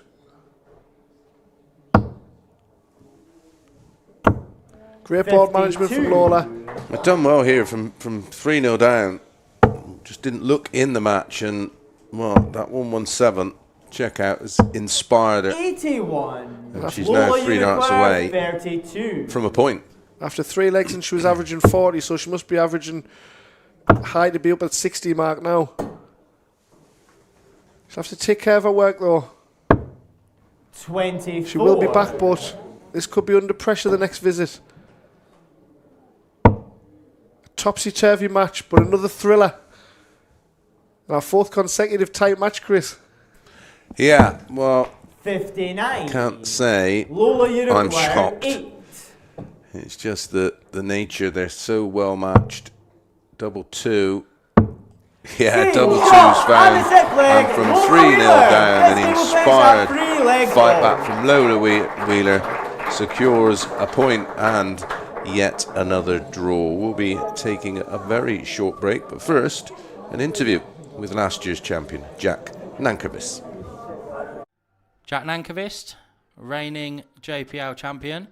Are you looking forward to defending your crown? Yeah, got nothing to lose. Just got nothing, really. Everyone else has got it to win. It's mine to lose, but I'm always going to be the first and then JPL champion. You've got Lex tonight, which last season you drew 4-all with. Are you looking to get the better of him tonight? Yeah, a bit better preparation for tonight after last year. Took a long time to get up, then just had to get in change in the car, and then just didn't want to be in there playing. Shorter drive for you now. We're down in Bristol instead of Coventry. So how's your preparation been today? More practice, more sleep? How have you prepared for today? Did the first 2 lessons at school, history and PE, so it's alright. But then jumped in the car, drove up, practiced for about an hour and ready to go. Amazing. Well, good luck against Lex tonight and good luck with your defence. Thank you.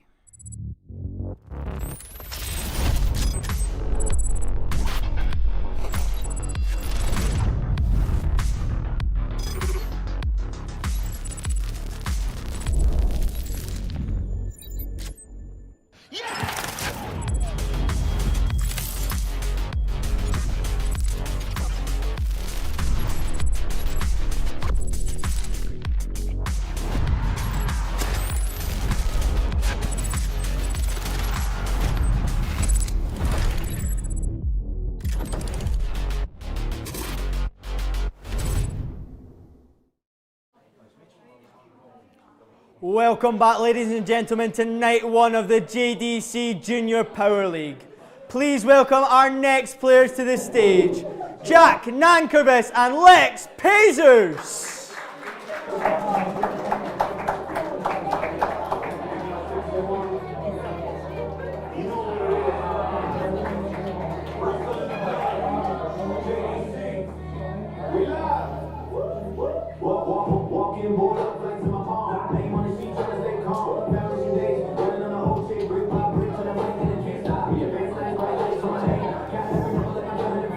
So 9 darts each, then Jack's the first.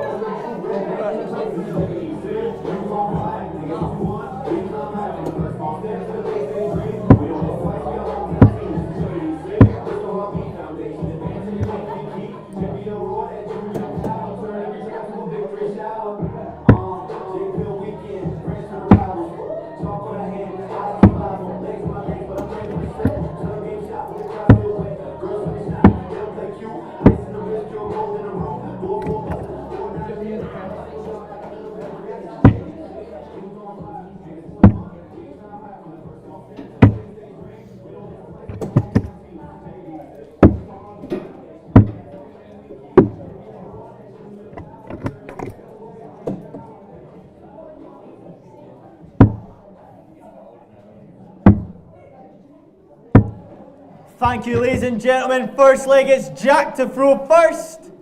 Game on. Hanger 61 in Bristol. Welcome back, everybody. Firstly, congratulations to our Junior Power League champion, our inaugural champion, Jack Nankervis. 26. Dipping our toe into the second half of the evening. What a first half it's been, Chris. Yeah, very impressive, as was Jack 100. 12 months ago, beating Turgo in the final 7-4, Mitchell Laurie in the semi-final, and Jack Johnson in the quarter-final. I don't think there could have been a tougher run in. Lex, of course, was edged out in that quarter-final, 5-4 by Mitchell Laurie. Yeah, when we discussed Jack Nankervis winning it, and it kind of went under the radar, didn't he? Because when we got to the semi-final stages, we had our JDC Advanced Tour champion in number 1 in Turgo. We had Ryan Brandy, who of course led all the way and was pipped at the finish line, and Mitchell Laurie, who's been outstanding. So Jack kind of went under the radar and proved his mettle, didn't he? Yeah, listen, I think it was fair that everybody was looking everywhere else 12 months ago, and he didn't really necessarily prove everybody else wrong, because we know the quality he possesses, but it was such a strong quarter-final lineup. And of course, we watched them go through the whole campaign in qualifying for that finals night. And there was just other players that we thought might be more likely, but as it was, he did the business and did it in some style. Averaged 85 in that final against Turgo. 59. Jack, that was require after a 40. long weekend. Game shot on the first leg. His Jack account here. Nankervis. Second leg is Lex to throw 19 first. dart hold. Game on. And out of sorts, Lex at the moment. Yeah, I don't think that 43 average will last long for Lex, our 2024 43. JDC World Champion, our youngest ever World Champion with a JDC. 48. Of course, Lex was the 2024 World Champion, and again, that was sort of a bit of a surprise, wasn't it? Yeah, I mean, I watched the final against Daniel Stevenson, fellow Northeasterner, and it was a fantastic final on the Ali Pali stage, but at 13 to be able to go up there and rattle off the... And he had issues with a bit of yips, hasn't he? Yeah, I believe so, yeah. 96. I believe so, but again, I don't know how long that's been the case, but... 100. When he came and made his maiden tour, he won the opening event on the Advanced Tour, so really proved why he was included in the way as world champion you're going to be. But to win your first event, that lays down a marker, beating Ryan Branley 6-3 in that first final, and then he won the event 5, which was the opening of the event of the second weekend down at Coventry. It was 4 Advanced Tour titles overall. 100. And after winning the World Championship, that was nicely backed up his World Championship, and 3rd on the tour overall, with only Ryan Brandy and Turgo above him. 47. So Lex massively 121. successful year it was for Lex Passhauser. Yeah, be looking to do the same in 2026. At the 41. moment, not quite happening for him. It is a long match anyway, so there's time. 96. Lex, you require 80. Go behind in a match, just watch Lola's fight back. 36. Outstanding comeback from Lola. Jack, Congratulations you to her. require Andy 94. Yazoo was brilliant, by the way. Yes. She was averaging 70 and then in the 60s throughout the match. So solid darts from her, and I look forward to seeing a Welsh starlet in our final girls match later on.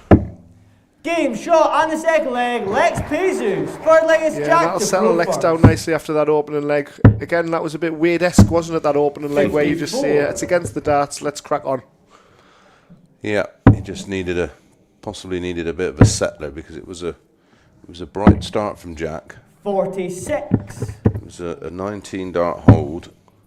And sometimes it can take you a leg or two just to get into the swing of things and just sort of adjust to this board. They would have been practicing hard in their designated 44. practice area, but it's all a bit different when you're you get out here under the lights, it all feels a little different. 78.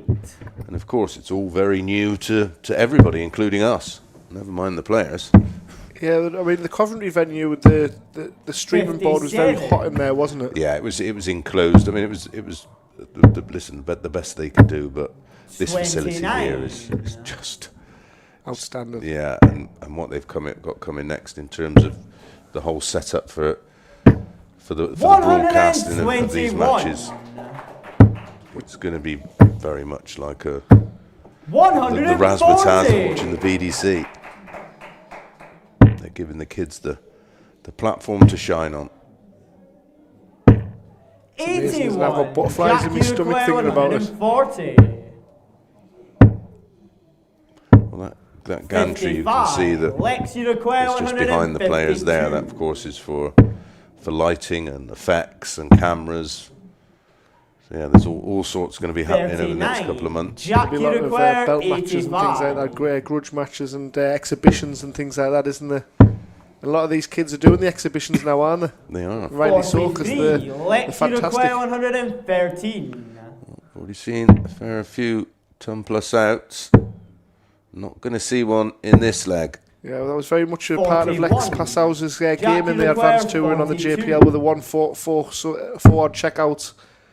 And Jack Nankovic as well. On the third leg, Jack Nankovic. Jack Nankovic with both players really. I mean, in the opening round of fixtures on the JPL last year, which was our first year, of course, Lex Passau's could have been 3-1 down against Turgo of Mongolia. 60. And turned the screw and won 5-2. So it was a great comeback from him on opening night. And Jack Nankovic, that epic game against Archie Self from 4-1 down to salvage the draw. And I think it was a 1-6-4. Something of that sort. Yeah, I think you're right. It was definitely a monster. Monster to get the draw, yeah. So both players, like you say, were box office from the opening round of fixtures. 98. Jack Nankovic and Archie Self were unbeaten with that draw in the opening match, but then they won the next few fixtures. So I think if you can remain unbeaten, it keeps the scoreboard ticking, doesn't it, in terms of the league positions. Yeah, listen, just even if you do swallow the odd draw, that's no drama. It's all about getting yourself in a qualifying position. 120. And getting in that finals night. 43. Where you can't be crowned champion in week 1 or 2 or 3. You know, it's all about that finals night. 96. A bit like the Premier League, it's not about winning. It's about being in that top 4. It's getting in the playoffs, and you feel a lot more comfortable when you're up looking down rather than when you're down looking up the table. Yeah, Jack Johnson was playing well in defeat so many times. But that scoreboard pressure gets difficult, doesn't it, in terms of points? Seen it with Stephen Bunting last year in the Premier League, didn't we? 8 consecutive weeks, and statistically his numbers put him in the top 4 in every metric. 36. Jack Uruguay 132. Has been going with throw unless he can find treble 19 and the ball. 64. I mentioned when Lewis Cook, one of the best switches around the board, and Jack Nankovic is. I don't think you'll find anyone quicker when you're around the board. On the fourth leg, Lex Pezu. Lex levels up. Fifth leg, it's Jack to throw first. Game on. As with our first boys match earlier on with 85. No, second one wasn't it? Kaya Basel and Lewis Cook. There was 4 holes to throw early doors, and both matching strides on throw here. Yeah, and that one, of course. 100. Draw. This has got that similar kind of feeling. On throw, they both look 58. Fairly comfortable.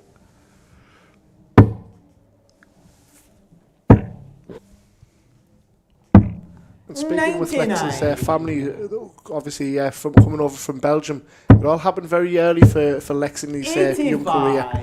Winning the World Open or getting the final of the World Open and winning the World Masters.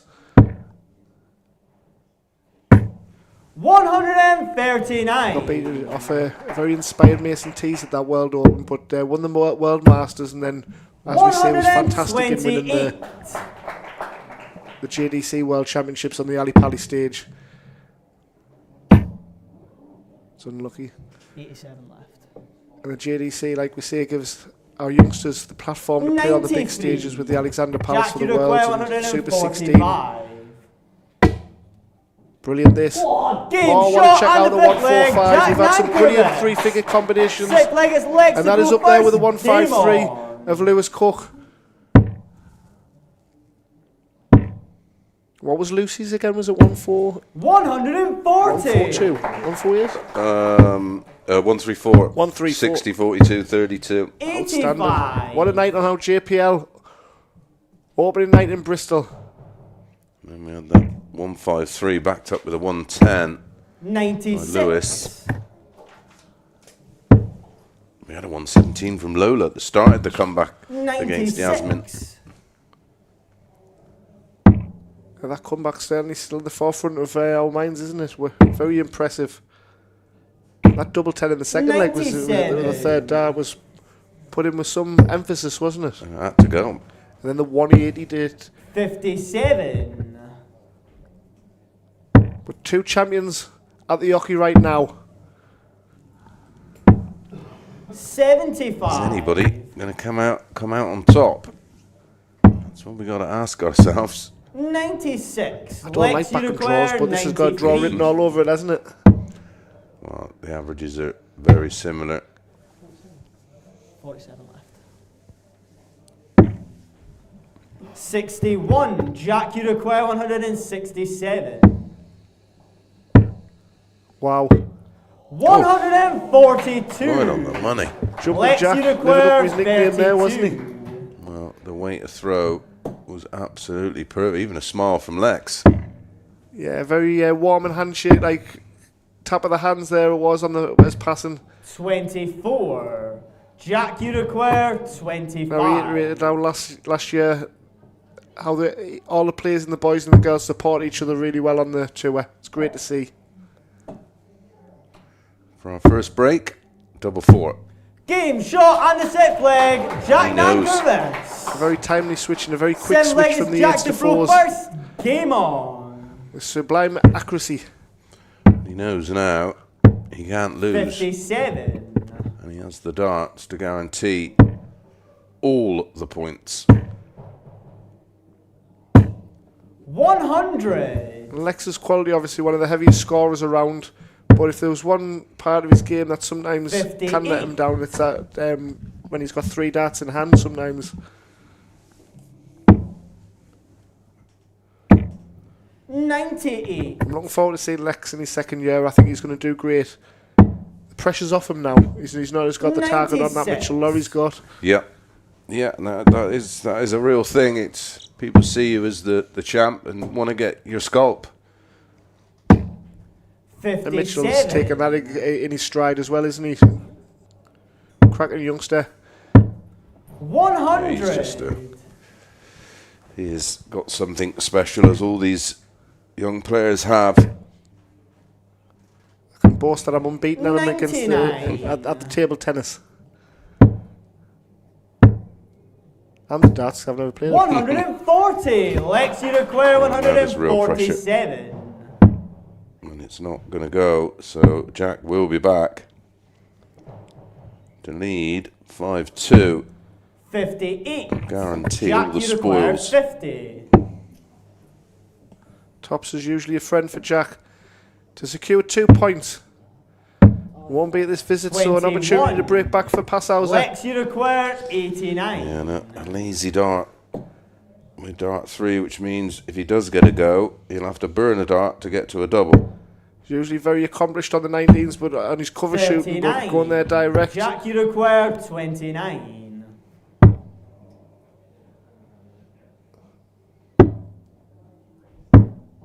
No score. busted. Drama Lex, here in you Bristol require 50. for an opportunity to serve it out for the point. First things first. He's wasted a dart. 18. Jack, you require 29. What was that Rod Harrington said? Don't miss the big number. To wrap things up. Is it going to cost him? A 9. lovely marker, didn't it, Chris? Yeah. Lex, Yeah, you especially require for him. 32. Fancying him to slide it down the side of that into the double 10. As it is, may still have work to do. No score. Jack, you require 20. Game, shot, and a match. Wiped Jack his feet in terms of getting over the Nankovic. winning line, but it is a 5-2 victory for Jack Nankovic. What looked like was going to be another deciding leg thriller. Jack wins 5-2. He does win 5-2. And coming up next is the always exciting Mitchell Laurie. And Darren called up with him a little bit earlier. Mitchell Laurie, JDC World Champion. Welcome back for the JPL Season 2. How are you feeling? Yeah, I'm feeling great, to be honest. You know, I've been playing my best stuff over the last 6 months or so. So hopefully I can bring the good form into the JPL in the advanced tier season. We've seen the recent head-to-head with you and Kaya. Obviously, it's his first time here on the JPL with us. He said to me earlier that he's looking forward to the battle and the head-to-head with yourself. How are you looking forward to playing him? Yeah, just bring it on, to be honest. You know, I'm ready for anybody at any moment. You know, I know he's a great player. I have a lot of belief in myself. I know if I play my game that I will win. But as I've said in many interviews before, if I don't play my game, then any one of these boys are capable of beating me. And tonight you've got fellow countryman Owen Bryceland, another debutant here at the JPL, fellow teammate of Scotland as well. How are you going to prepare? Will that affect you at all, playing with him before and knowing him, or you just play the board? Yeah, I just play the board, to be honest. You know, when I want to win, when we play with Scotland, he's my teammate, he's my friend, obviously, but when I play myself, I want to beat whoever I play. I don't care who it is. It could be my wee sister in the house. I still want to smash her up. Well, we wish you all the best against Owen and good luck for the JPL season. Thank you very much. Welcome back, ladies and gentlemen, to night one of the JDC Junior Darts Power League. Please welcome our next two players to the stage, Mitchell Laurie and Owen Bryceland.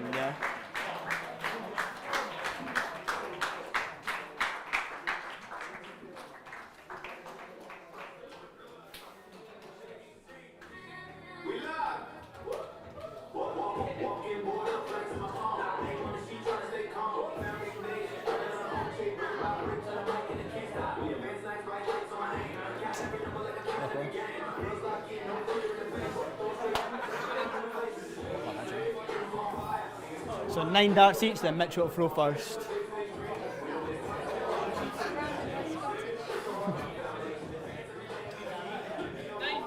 Nine each, yes.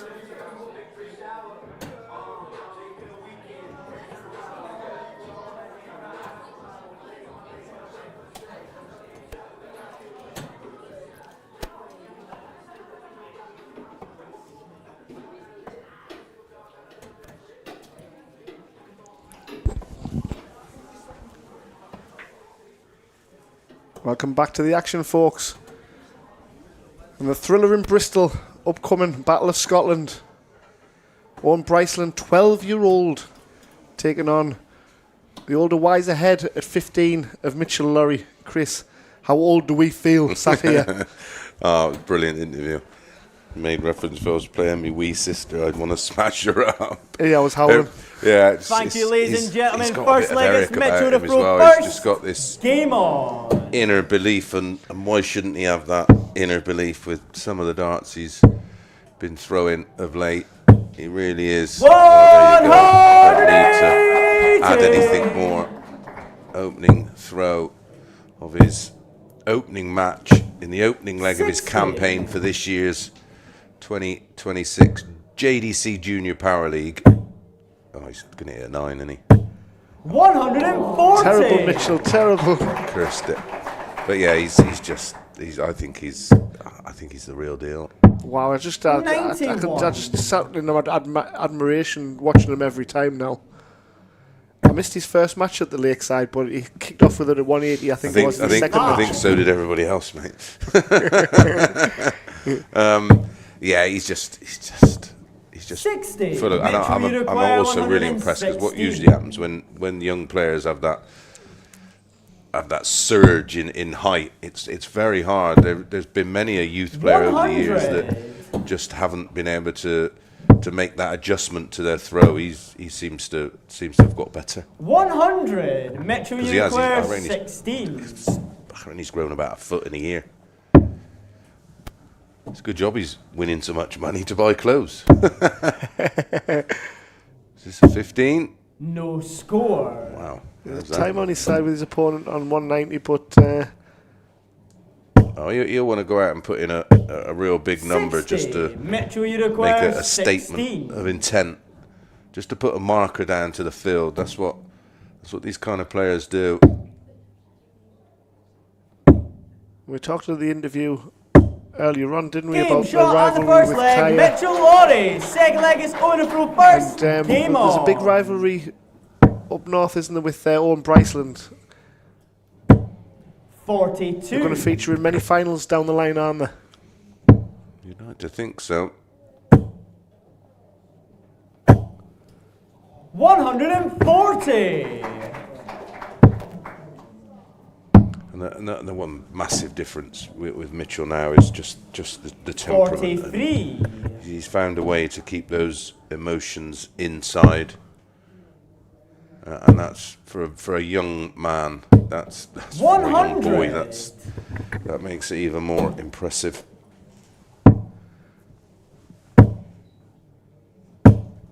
There was another. I mean, he always comes out with some cracking lines, but they were doing the obvious at Lakeside last year, and we're asking him if he's the next Luke Betley. He said no, I'm the next Mitchell Lorry. Yeah, very comfortable in his own skin, isn't he? And very witty and yeah, he's humorous. Yeah, great, Scottish people are like that, aren't they? They've got great banter. They're quick. Oh, 888 for a 12. 105. Well, he's never been further than the thickness of a wire away from that double. In all the attempts he's had at it already. Metro Uniquare, he did a bit in the commentary box in a tournament earlier on in the year, and like I say, with his interviews at the Lakeside and earlier on tonight, he's very comfortable, isn't he? And he's a natural at it. Not yeah, just well, at he would have done a lot more media than most of the other kids. So he's, like you say, he's probably just a little bit more comfortable. And he'd have learnt so much playing in 95. Metro Uniquare 4. And the way he steps back a bit like Kevin Painter-esque, but without as long of a delay. Yeah, there's a bit of Rob Cross. He just composes. He doesn't throw until he's ready. Game shot on the second leg. Metro Lorry. Third leg is Metro to throw first. Game on. You don't make the final of a Worlds by accident. Very rarely looked like dropping a set, didn't he, en route to the final? I fancied him massively in that final. I thought he was going to do it, but sometimes things happen for a reason. 140. It'd have been a great story if he had won it, but absolutely, that would have been a lot of pressure for a 15-year-old lad. 139. Again, Jimmy, a fine champion and doing very well on the PDC tour, so it was a great final and showpiece, really, wasn't it, to be amongst that? Yeah, absolutely. Jimmy's holding his own over there in the PDC ranks at the moment. Year one for him, so it's a lot different to anything else he would have experienced. And Mitchell certainly holding his own on the WDF standings, number 1 in the world in the seniors. Yeah, that 139. He's had a quiet 8 months since we left the JPL semi-finals last year in end of June, hasn't he? 60. Owen Uniquare, very little to talk about. Six titles on the WDF tour. That's why he's number 1 in the world. Oh, look at this. 139. Very unlucky. Metro Uniquare 146. Super effort. That'd have been for a 12 darter and a break of throw. Oh wow, what a comeback this is. Double 16. What a reply. 128 on doubles, and he's Owen still averaging 25. Close to 90. It's that region of the board again, isn't it? Yeah. 9. That's unlucky. Metro Uniquare 18. And that was for a break back for Owen. That would have been a crucial turning point in the match, perhaps. But as it stands for breathing space. Oh, that's a happy accident. 14. Yeah, he's just had a bit of a disaster on the doubles. 16. It's just a good job he's been so emphatic in Game the shot on the third leg. scoring Owen department. Bracelet. That's a super leg from Owen. 16 Fourth dart leg is breaker Owen throw. to go first. Game on. Yeah, that'll settle Owen right down, won't it? Yeah, and he would have needed that. I actually was sat in one of the many 45. lounges off of the main rooms here, and I heard him having a chat with someone. Said he felt a little bit nervous. And listen, you're 12 years old. 140. This is a big step up, and the draw couldn't have been crueler, really. Mitchell Laurie in his opening match of the first JPL last year was beaten by Jaden Walker 5-2. So, like, see how he responded from that opening night 60. to reach the semi-finals overall. Fourth on the advanced tour when you look at Lex Passauer ahead of him, Ryan Branley, 47. and of course Turgo. What I liked was Mitchell's bounce back ability, where if he had a disappointing Friday night, he always did well on the Saturday. Yeah, and that's a sign of a quality player. 59. Just this week's Pro Tours, Gezi Price, #1 seed, out first round. Day 2 wins the whole thing. Great players know how to bounce back, and Owen's really bouncing back now. Just picking up that one leg has given him a bit of belief. 56. He's not on a finish, but he's got 6 darts from 182. And it's that kind of 6 darts from 182 that you've got to take out against Mitchell, because Mitchell's going to be leaving his 186 handy, isn't he? Yeah. Very handy indeed. 145. double eight. When you require Yeah, what Owen's got to do is there's a lot of movement in the upper body, and that would have probably, oh hello, 66. Got to go, you feel. Game shot on the fourth leg. Owen Bracelet. The Fifth leg big is finish Mitchell. theme continues here. 94. Yeah, there's a lot of movement. That would have come from probably when he was a lot smaller to generate the power to get the darts up. So you can see there's a lot of shoulder. And the problem with that is when it's all timed up and it works perfectly, it'll work perfectly. But for playing the long ball, that's something that you need to address. Yeah, when you talk about players that used to do that in the past, you'd look at, say, Peter Manley, wouldn't you? Well, Peters was more of a rock. This is actually like a twist of the upper body, and the shoulders involved. Like I say, if you watch all the kids at the academies, they're tiny. They have to elevate the dart, which means engaging more muscles. And that's just something that's stuck in his game. 135. Certainly, if I was in an academy or if I was coaching at the academy, it's something I would sort of try and try and do it instantly, but over time and make him aware of it. Because what you got to remember, after every dart, he's having to reset everything and get back to his original position. Where if you watch Mitchell, everything's the same. Right on cue, we lose the split. 90. When you require 88. Yeah, there's very little that can go wrong with Mitchell Laurie's action, isn't there? There's very little wrong with this neither. For the lead. Brilliant. Game shot on the fifth leg. Owen Bracelet. All the talk was about our JDC World Sixth leg is Owen the WDF first. World #1. But it's the Owen Bryson show from 2-0 down to 3-2. Well, he's gone 16, 126 checkout for 18 to hold, and then a 15 dart breaker throw with the 88 checkout. And again, if you're Mitchell, the winning breeds confidence, doesn't it? And he won't be worried at 3-2 down. He'll still feel he can get the win. But where you talk about sometimes in the past where he might get himself worked up, his maturity's there to be seen now, isn't it? Yeah, exactly. And you're giving nothing to your opponent. You're giving nothing away. Where before, like I said, if you play a more experienced, might not have as much effect at this level.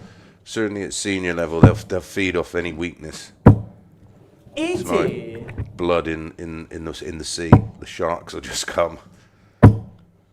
Here we go. That comes with a lot of self-talk, doesn't it? But the family support that Yes. and the academies, they're all doing a cracking job, aren't they? And well done to it. Yeah, and they all play their part. The family, friends, academies, coaches if they have them, teammates. It's all one big effort. Require 108. Well, this is to guarantee a point, and you've got to fancy him for this. Oh, not now. 99 left. 44. Metro, you require 164. Another one of those would have left the ball. 124. The back end of Mitchell Laurie's advance to a success was built on the 1-5, the 150 checkouts and above, a crucial point. Heavy artillery, isn't he, when he gets going? Yeah, nice thing to have in the locker. Double 16 to guarantee a point. Game 4 shot legs on the spin. Owen Bryson has the point against Mitchell Laurie. Well, now for Mitchell, it's all about avoiding 56. defeat. A troublous visit to kick off. So Bryson's prowess. 97. Durability from 2-0 down. For a 12-year-old, we talk about temperament, and he's just knuckled down, hasn't he? Yeah, I mean he's averaging. Listen, he was in the mid 70s. He's averaging in the last 4 legs in the well over 90. 96. And that's just been more than enough at the moment just to make this tricky for Mitchell. 99. Finding that treble there keeps his advantage of throw just about intact. 56. To keep Owen Bryceland honest and take us the distance. 60. Make Owen throw it, serve it out.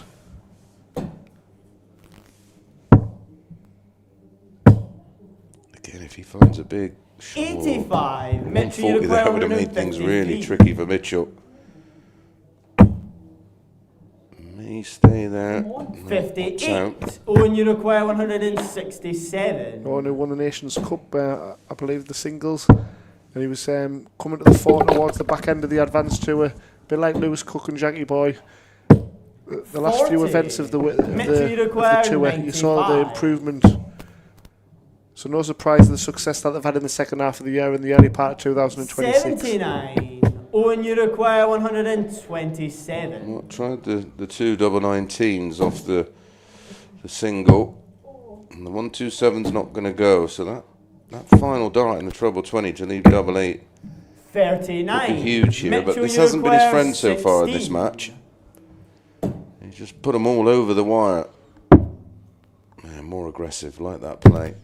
Game shot on the 7th leg. Double Mitchell four's the friend Laurie. again. And we'll Eighth go and the final distance in this leg, All it's Scottish Owen affair. first. It's been a real fascinating contest. Game on. It has. It has been really, really intriguing.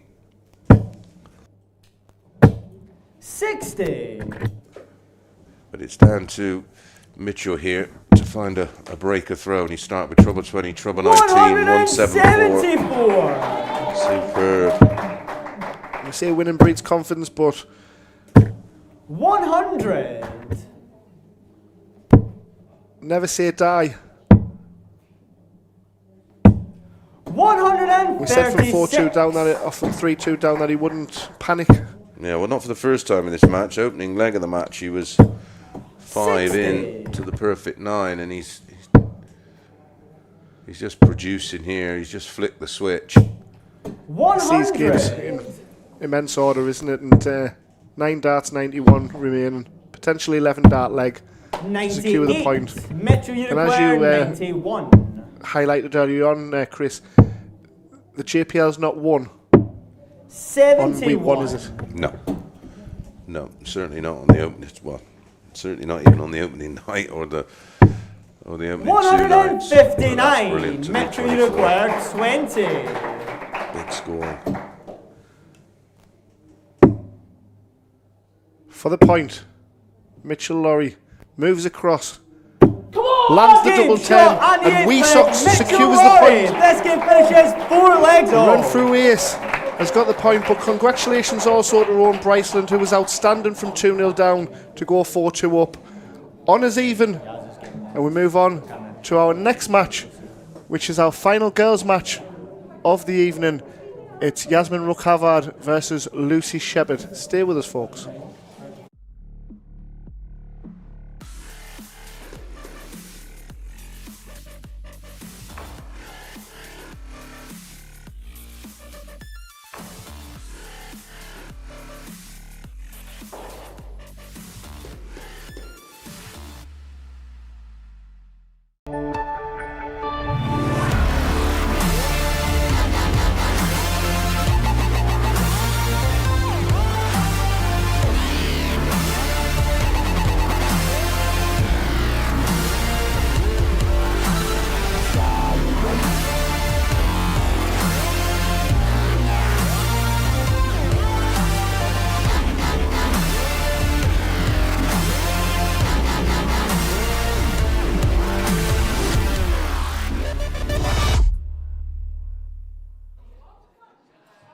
There we go then. Some game. Right, well, a couple of draws here. This is tight. Night 1, taking time to settle in. Not for some. Going really well. So, hope you're enjoying your evening. As I say, night 1, lots to come. Right, so, how's it working so far? A few draws, some great wins, some debutantes, all playing their part in what has been a great night so far. I think a big shout out to Aaron for refereeing tonight. He's doing a great job. And thanks to Woody, who's scoring all the games this evening. So thanks to him too.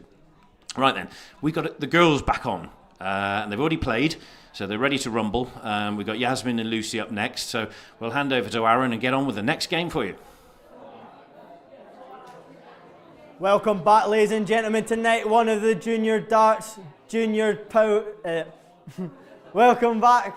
Our next game is going to be Yasmin Rook-Havard against Lucy Shepherd.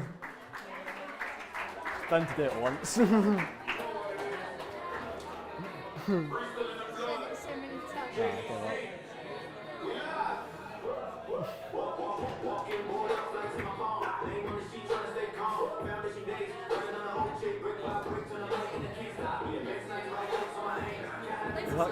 Let's see again. Good luck. Same again, 9 darts each, then Yas to go first.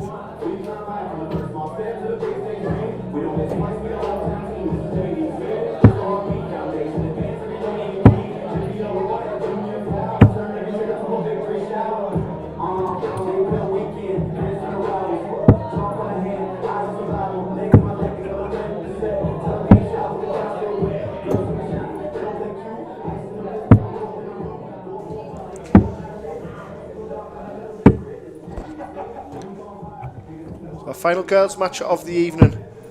Penultimate match of the night. Of course, still to come, the popcorn will be out for Archie Self against the JDC number 1 in Turgo Kularelku. But who will finish top of the tree going into round 2 of fixtures for the girls and sit on 3 points? Or will they nestle on 2 points with a draw? Ladies and gentlemen, both first girls leg had a is Yas to throw first. Openers. Chris, Game impressed on. with both of them? Yeah, they both showed some great qualities. In 41. Lucy's opening match, locked at 2-2, found a 1-3-4 checkout to break the throw of Kirsten's. Ultimately went on to draw 3-3. And then Yasmin, well, she played lovely for 3 legs, and then Lola found that 1-1-7 checkout in leg 4, and then went to reel off, including that 1-3 on the spin. So both have 60. found a way to get a point. As we said, with the opening night of the JPL, which is it's a massive thing for our youngsters, isn't it? It's a huge event, and it was a nervy start from as you'd expect from both of them. But when they both found the gears, they both responded well to each other, didn't they? Yeah, they both had spells and little streaks where 41. they played some of their best starts. And as we know, the key to this game is all about consistency. which, listen, you only got to look at someone of the quality of Mitchell Laurie in our last game. He sort of went in and out, and then produced a brilliant 15 darter with a 174 to just about secure a point. Yeah, the competitive nature of the JPL, like I say, where every player can beat everybody. It's like the championship in football, isn't it? Mm-hmm. 68. Great recovery. A couple of wild ones into the treble 1 and the 5. Both have really nice follow-throughs, really point at the target on release. Finds the treble. Doesn't follow, just slightly over pitches. 83. Lucy, you require 148. With both players having a look on the stage earlier on from our first match, so they should be nice and relaxed coming into the second match. No one Yaz, you require 164. what the terrain's like, shall we say? Yeah, correct. Yeah, they both they both didn't lose either. So there's no negative mindset coming into this match. Probably Yasmin will be the more frustrated of the two because Lucy, you she require led 3-0 and just needed to pick up the one more leg. Yeah, we talk about league positions as the campaign goes ahead, and Yaz was near the foot of the table 84. early Yaz, doors you require and didn't really 140. recover. But she looks a better player as well, doesn't she? Now from last year, she looks a lot more settled and 24. more Lucy, comfortable you with that require game. 16. Yeah, there's still elements where I think she could massively improve, but Game for shot a lot on of the these first kids, leg, Lucy Shepherd. they truly have to just, a lot of the Second time, leg is Lucy to throw first. work it out for Game themselves. on. Watch more darts, watch your Littlers and your Humphreys and your Dobies and 59. those with those real classical fixed elbow throws. And again, it's 95. practice is okay, but poor practice achieves nothing. You will not improve. Yeah, standing aimlessly or 8 hours of the board doing things 21. incorrectly. If you can do an hour correctly, it can make a massive difference, isn't Correct. it? I say that when we're training in the gym. 140. Still hammering the gym, Chris? I had a little bit of a back issue, so I've had to knock it on the head for a while, and then just when I think I'm ready to go 40. back, I'll have another twinge. So no, and because it's back, I can't even run either, which is even more annoying. Swimming's the thing to take up, isn't it? Well, For now. at my age, yeah, probably low impact and all of that. Got the noodle floaters out. But like we say, in regards to the fitness side, my point with that was with your likes of Michael Van Gerwen and that, how they've improved the fitness, and obviously Luke Humphrey's been there. The more standout one. 140. It's a massive thing, isn't it? I mean, these youngsters are fighting fit, and they've got. Yeah, you can get away with it until you're in your 30s, but I always look at someone like Gerwin Price, he's super fit, 25. decided to Yaz, take some you of the require bulk off so he'd have more 66. energy, so less muscle uses less energy. Ooh, 24 left. double 12. Yeah, and he made those adjustments, and 47. I think his game's massively improved Massively for it. improved, And he's yeah. got more stamina. Remember, if you're, it's not necessarily you get physically tired, but if you get 44. physically tired, you'll Yaz, get mentally you require tired, and vice 19. versa. And that's the challenge these guys have got. Double 5. Game shot on the adjustment. second leg. Yaz rock Take the second leg. Third leg is That's an Yaz to instant throw break first. back. Game on. And Yaz has the darts in the third leg.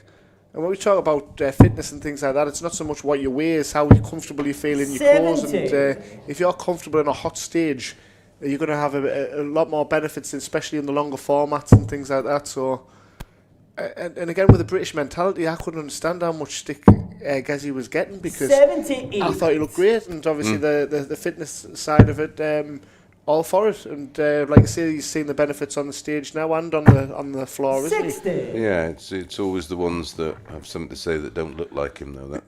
There's the common denominator. Overactive mouth and knife and fork. Yeah. The best exercise most of them need is to push the plate away. 3-7-1. And Paul Nicholson says that as well, didn't he? When he moved to Australia, he was a breath of fresh air. The support and the positivity that was around. I don't know whether it's a British thing or certain areas, but look at the abuse. People try and get the negative spin on things, and you always when when you're doing something right, because no one has anything to say because they can't find a negative spin. But that's another thing. Sort of I've got a lot to say about with regards to certainly even more so for kids darts is to stay away from social media. It can lead you into a pressure and a false sense you have of life. 99 positive things, and the one thing that's negative, you'll 59. put your energy into that. So I just stay off it, or get someone to do it for you. 138. I'm a dinosaur. Yas, you require 112.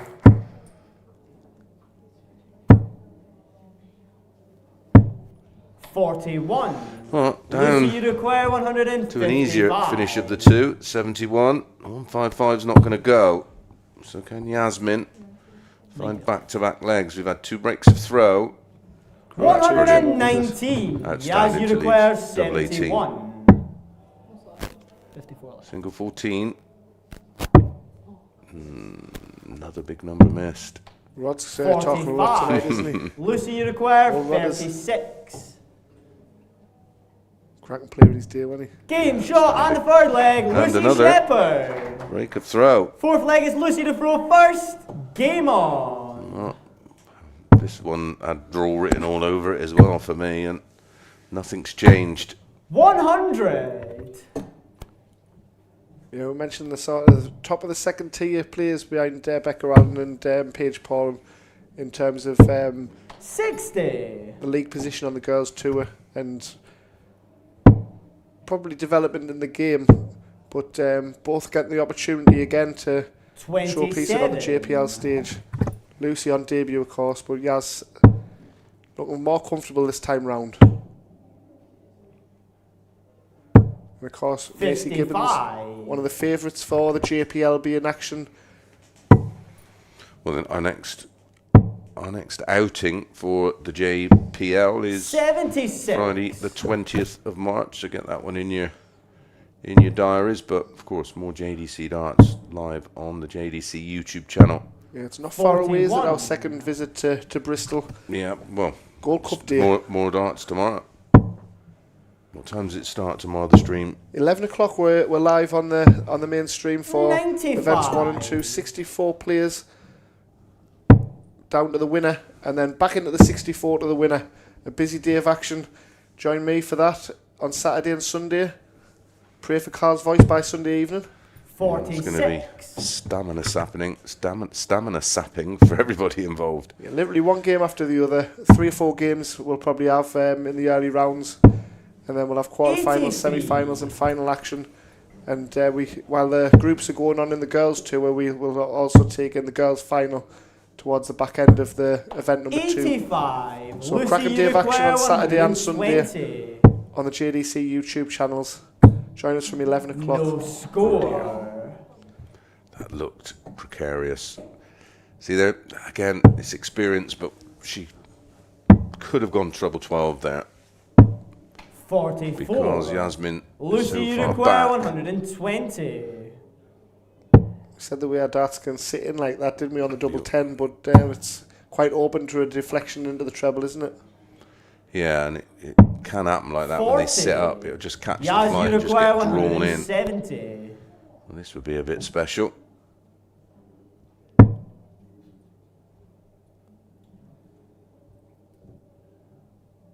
think it was the Joe Mernon game on the Modus. He had 2 170s in one match. Did he? I believe so, yeah. I was watching Wow. it on a different stream, but I'm sure I've seen 2 170s from in one game. Lucy, you a bit require special. 80. 25. Well, taking a gamble. Basically saying to Yasmin, 25. you can't take out 146. Yas, you require 146. She can't on this occasion. Checkouts was one of our strong points for the Welsh Lucy international. Require 55. Our inaugural JPL.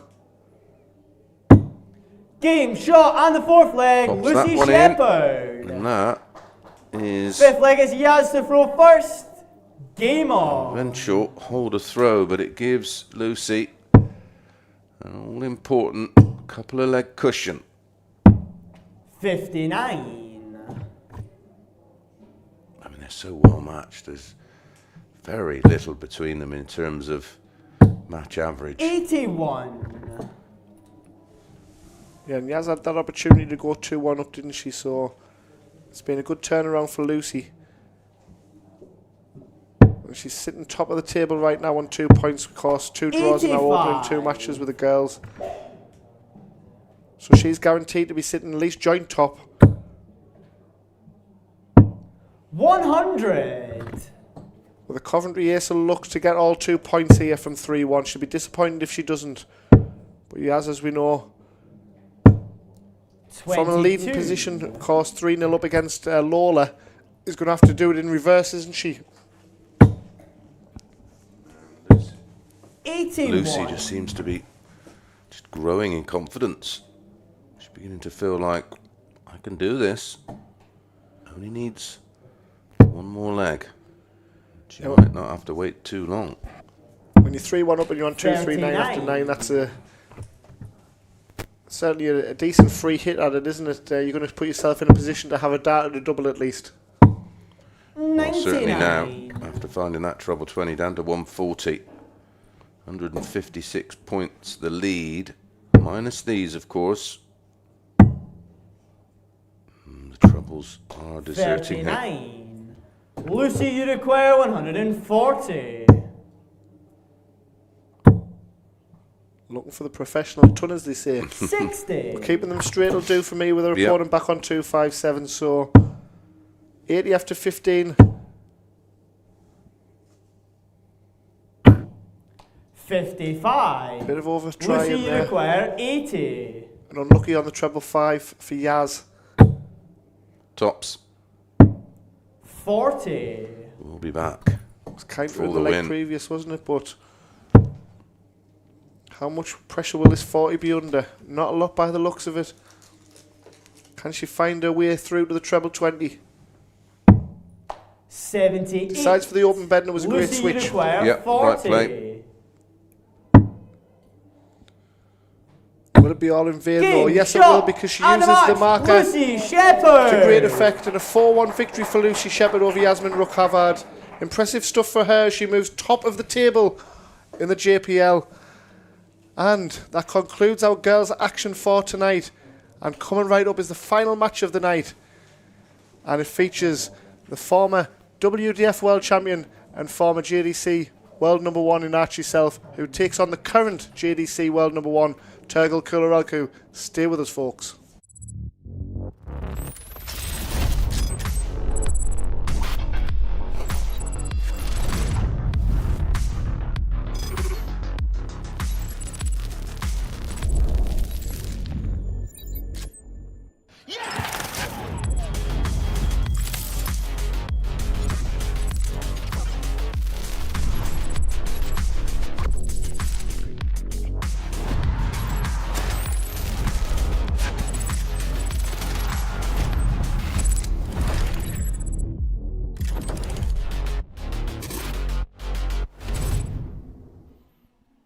Great start for Lucy then, who top of the league now for her first JPL night.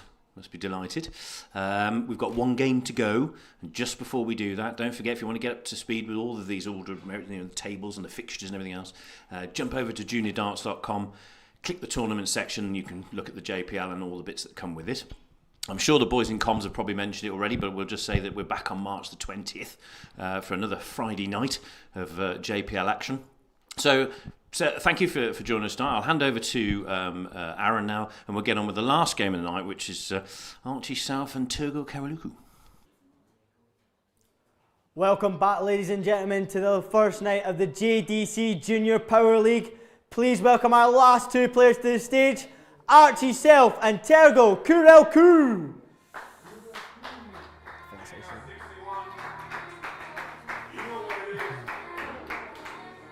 Nailed it.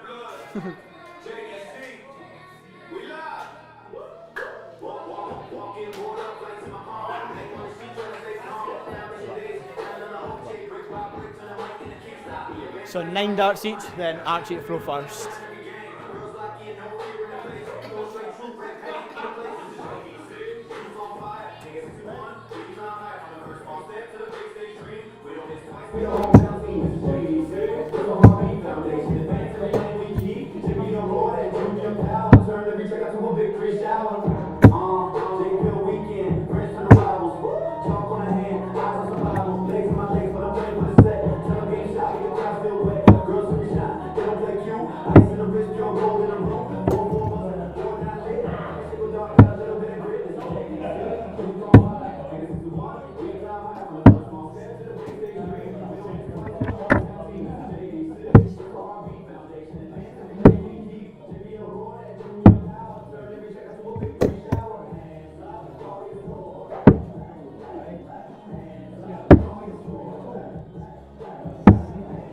Thank you, ladies and gentlemen. First leg, it's Archie to throw first. Game on. Welcome back for our final match of the opening session of this JDC Junior Power League. 140. Archie Self takes on the very, very talented Mongolian player 140. Turgo. Both players trade 140s. Hope that's an indication of how this is going to go. 134. One of the best lefties the world has ever seen in Archie Self against a Mason-esque technique of Turgo Kurelku. 140. I could still play like this. Look at them go. 140, 134. 140, 140 for Turgo. 100. Yeah, we saw Mitchell Lorry kick off with a 180 in the opening visit, and Archie nearly done the same, didn't he? I actually seen Turgo down at the World Championships. Archie, you require 127. Christmas. He was there with the... Oh, hang on. Oh, just 102. All the Turgo, you require 98. members of the Mongolian Parliament in the hospitality where I was working.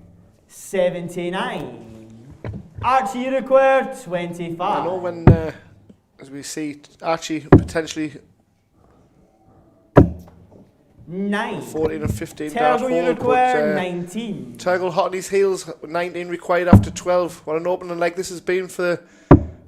Game shot in the first leg. Turgo Turgo Kurelku. Outstanding Second leg is start to Turgo the to match throw from first. both players. Game A on. couple of missed doubles from Archie.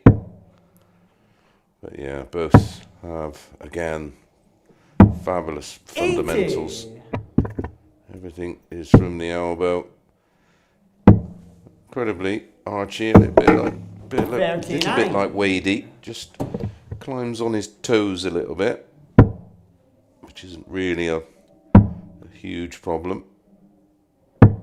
77. Yeah, when you talk about Mitchell Lorry being obviously the success he's had in the target on his head, Turgo winning the advanced tour and being the number one, 100. he's also got a target on his head with the 64. That's going to be with 63 players that are going to be surrounding him over the course of the weekend and as the tour develops. 58. Yeah, especially this weekend, we'll get a firm idea about everywhere everybody is over the course of the next few days. 100. Well, and he did all of that, of course, whilst commuting. At the moment, 100. the opportunity to sort of focus on being here a bit longer in between trips home.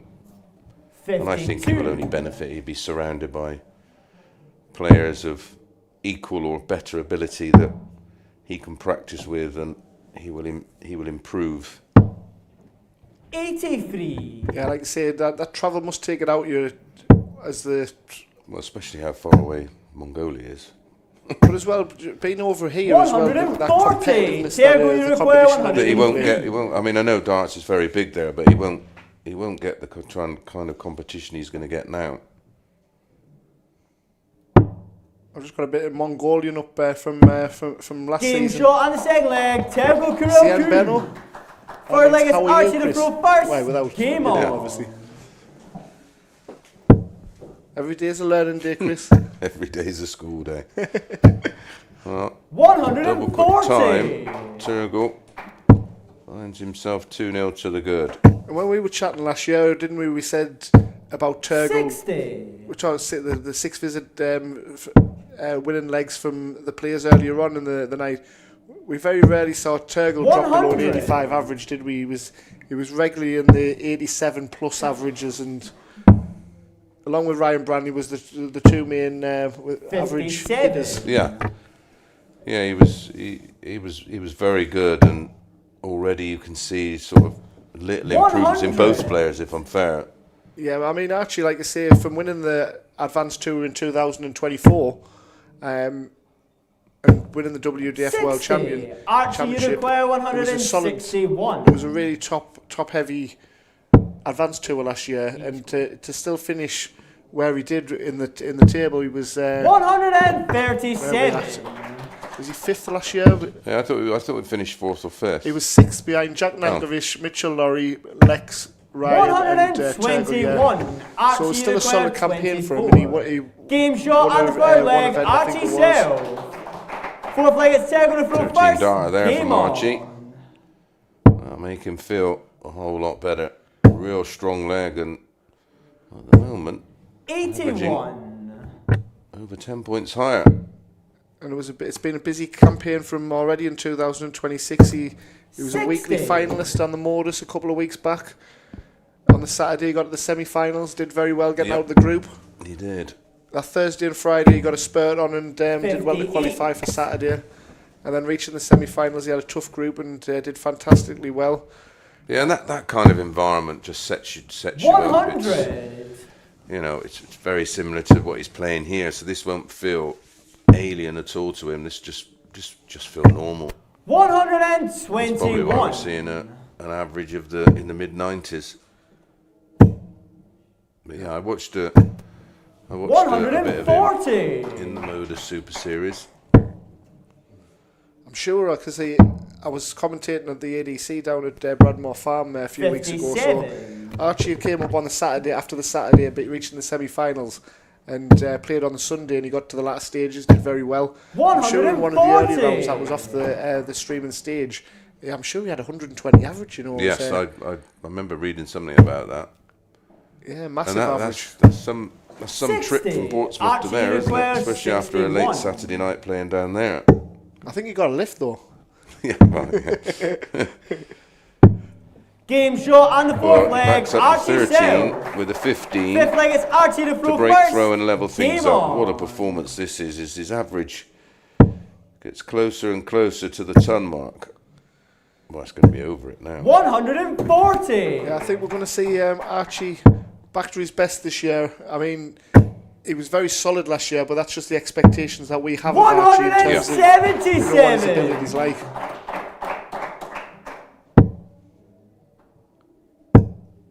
Berkshire County A player. 57. Is it Berkshire or Berkshire? I think both is acceptable. Yeah. 134. This really is wonderful stuff from both 58. young lads. And we say with certain players that respond to the pace of the game, with it's easy to, when you're playing a Jack Nankovic or a Jaden Walker, for example, to sort of play at their 98. pace. But one thing that we've noticed with Turgo over the time that we've been involved with the JDC, Turgo doesn't get influenced by the pace Turgo, of the game. you He just require does his own thing, doesn't he? 92. He does. Double 16 for an 11 dart leg. Yeah, doesn't like that. Just shift over. That's Game brilliant. shot on the fifth And that's leg. the dart from a Turgo player to who's the been put in hours and Second leg hours is of Turgo proper to full practicing, first. because Game he'd have on. had many darts of that, and he's just got that adjustment programmed in his mind and in his arm. Yeah, the way to throw was perfect, wasn't it? 120. You're saying there's no excuses for bounce outs on these modern day boards, Chris. Well, that was more of a deflection and it just took the 140. energy out of the dart. I don't think, well, I mean, you hear bounce outs. There was no sound to that one. Yeah. And when you do get a bounce out on these boards, 59. they'll come back to your feet. Yeah, amazing technology now, isn't it? The 140.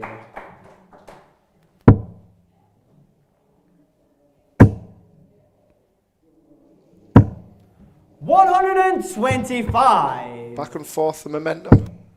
Both players responding to each other brilliantly, and they're averaging in the 90s. 140. Make that 100 now for Archie. Yeah, this is a proper game of darts. Turgo, although 3-2 up, feels like he's 95. hanging on a Archie bit. Leclerc, 81. That's unfortunate. Super recovery. Game shot on the set leg. Archie 11 darts serve. used. It'll go down as a 12 Archie dart, to but there throw was first. one on the floor. Yeah, a bit like Game Kai on. was averaging in the 90s and he was 4-2 down, wasn't he? But Yep. Turgo doing very little wrong. And 93 average, and he's 3-all. 60.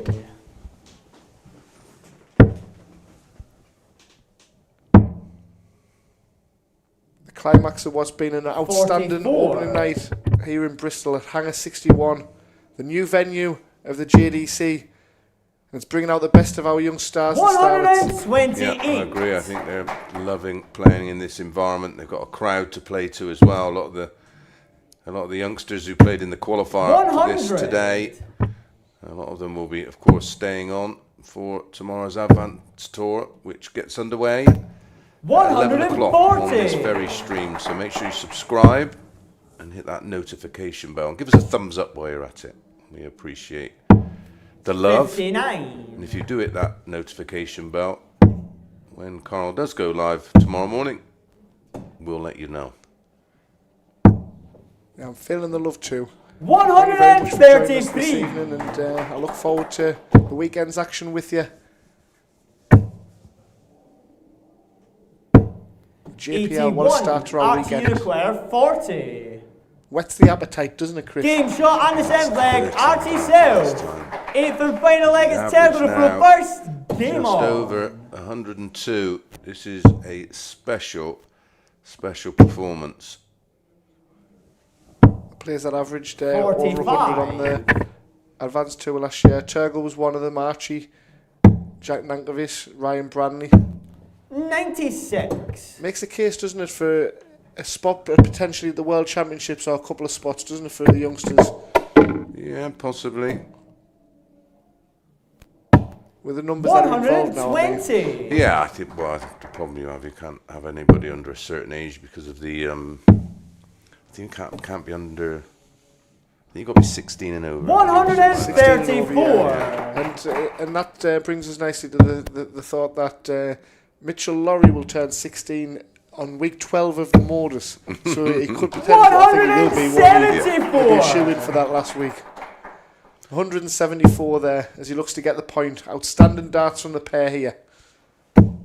95. Well, it's advantage Turgo. He has the darts here from 162, but needs a treble. Doesn't get one. 42. Now then, a 136 or a 140 from Archie puts a different spin on this leg.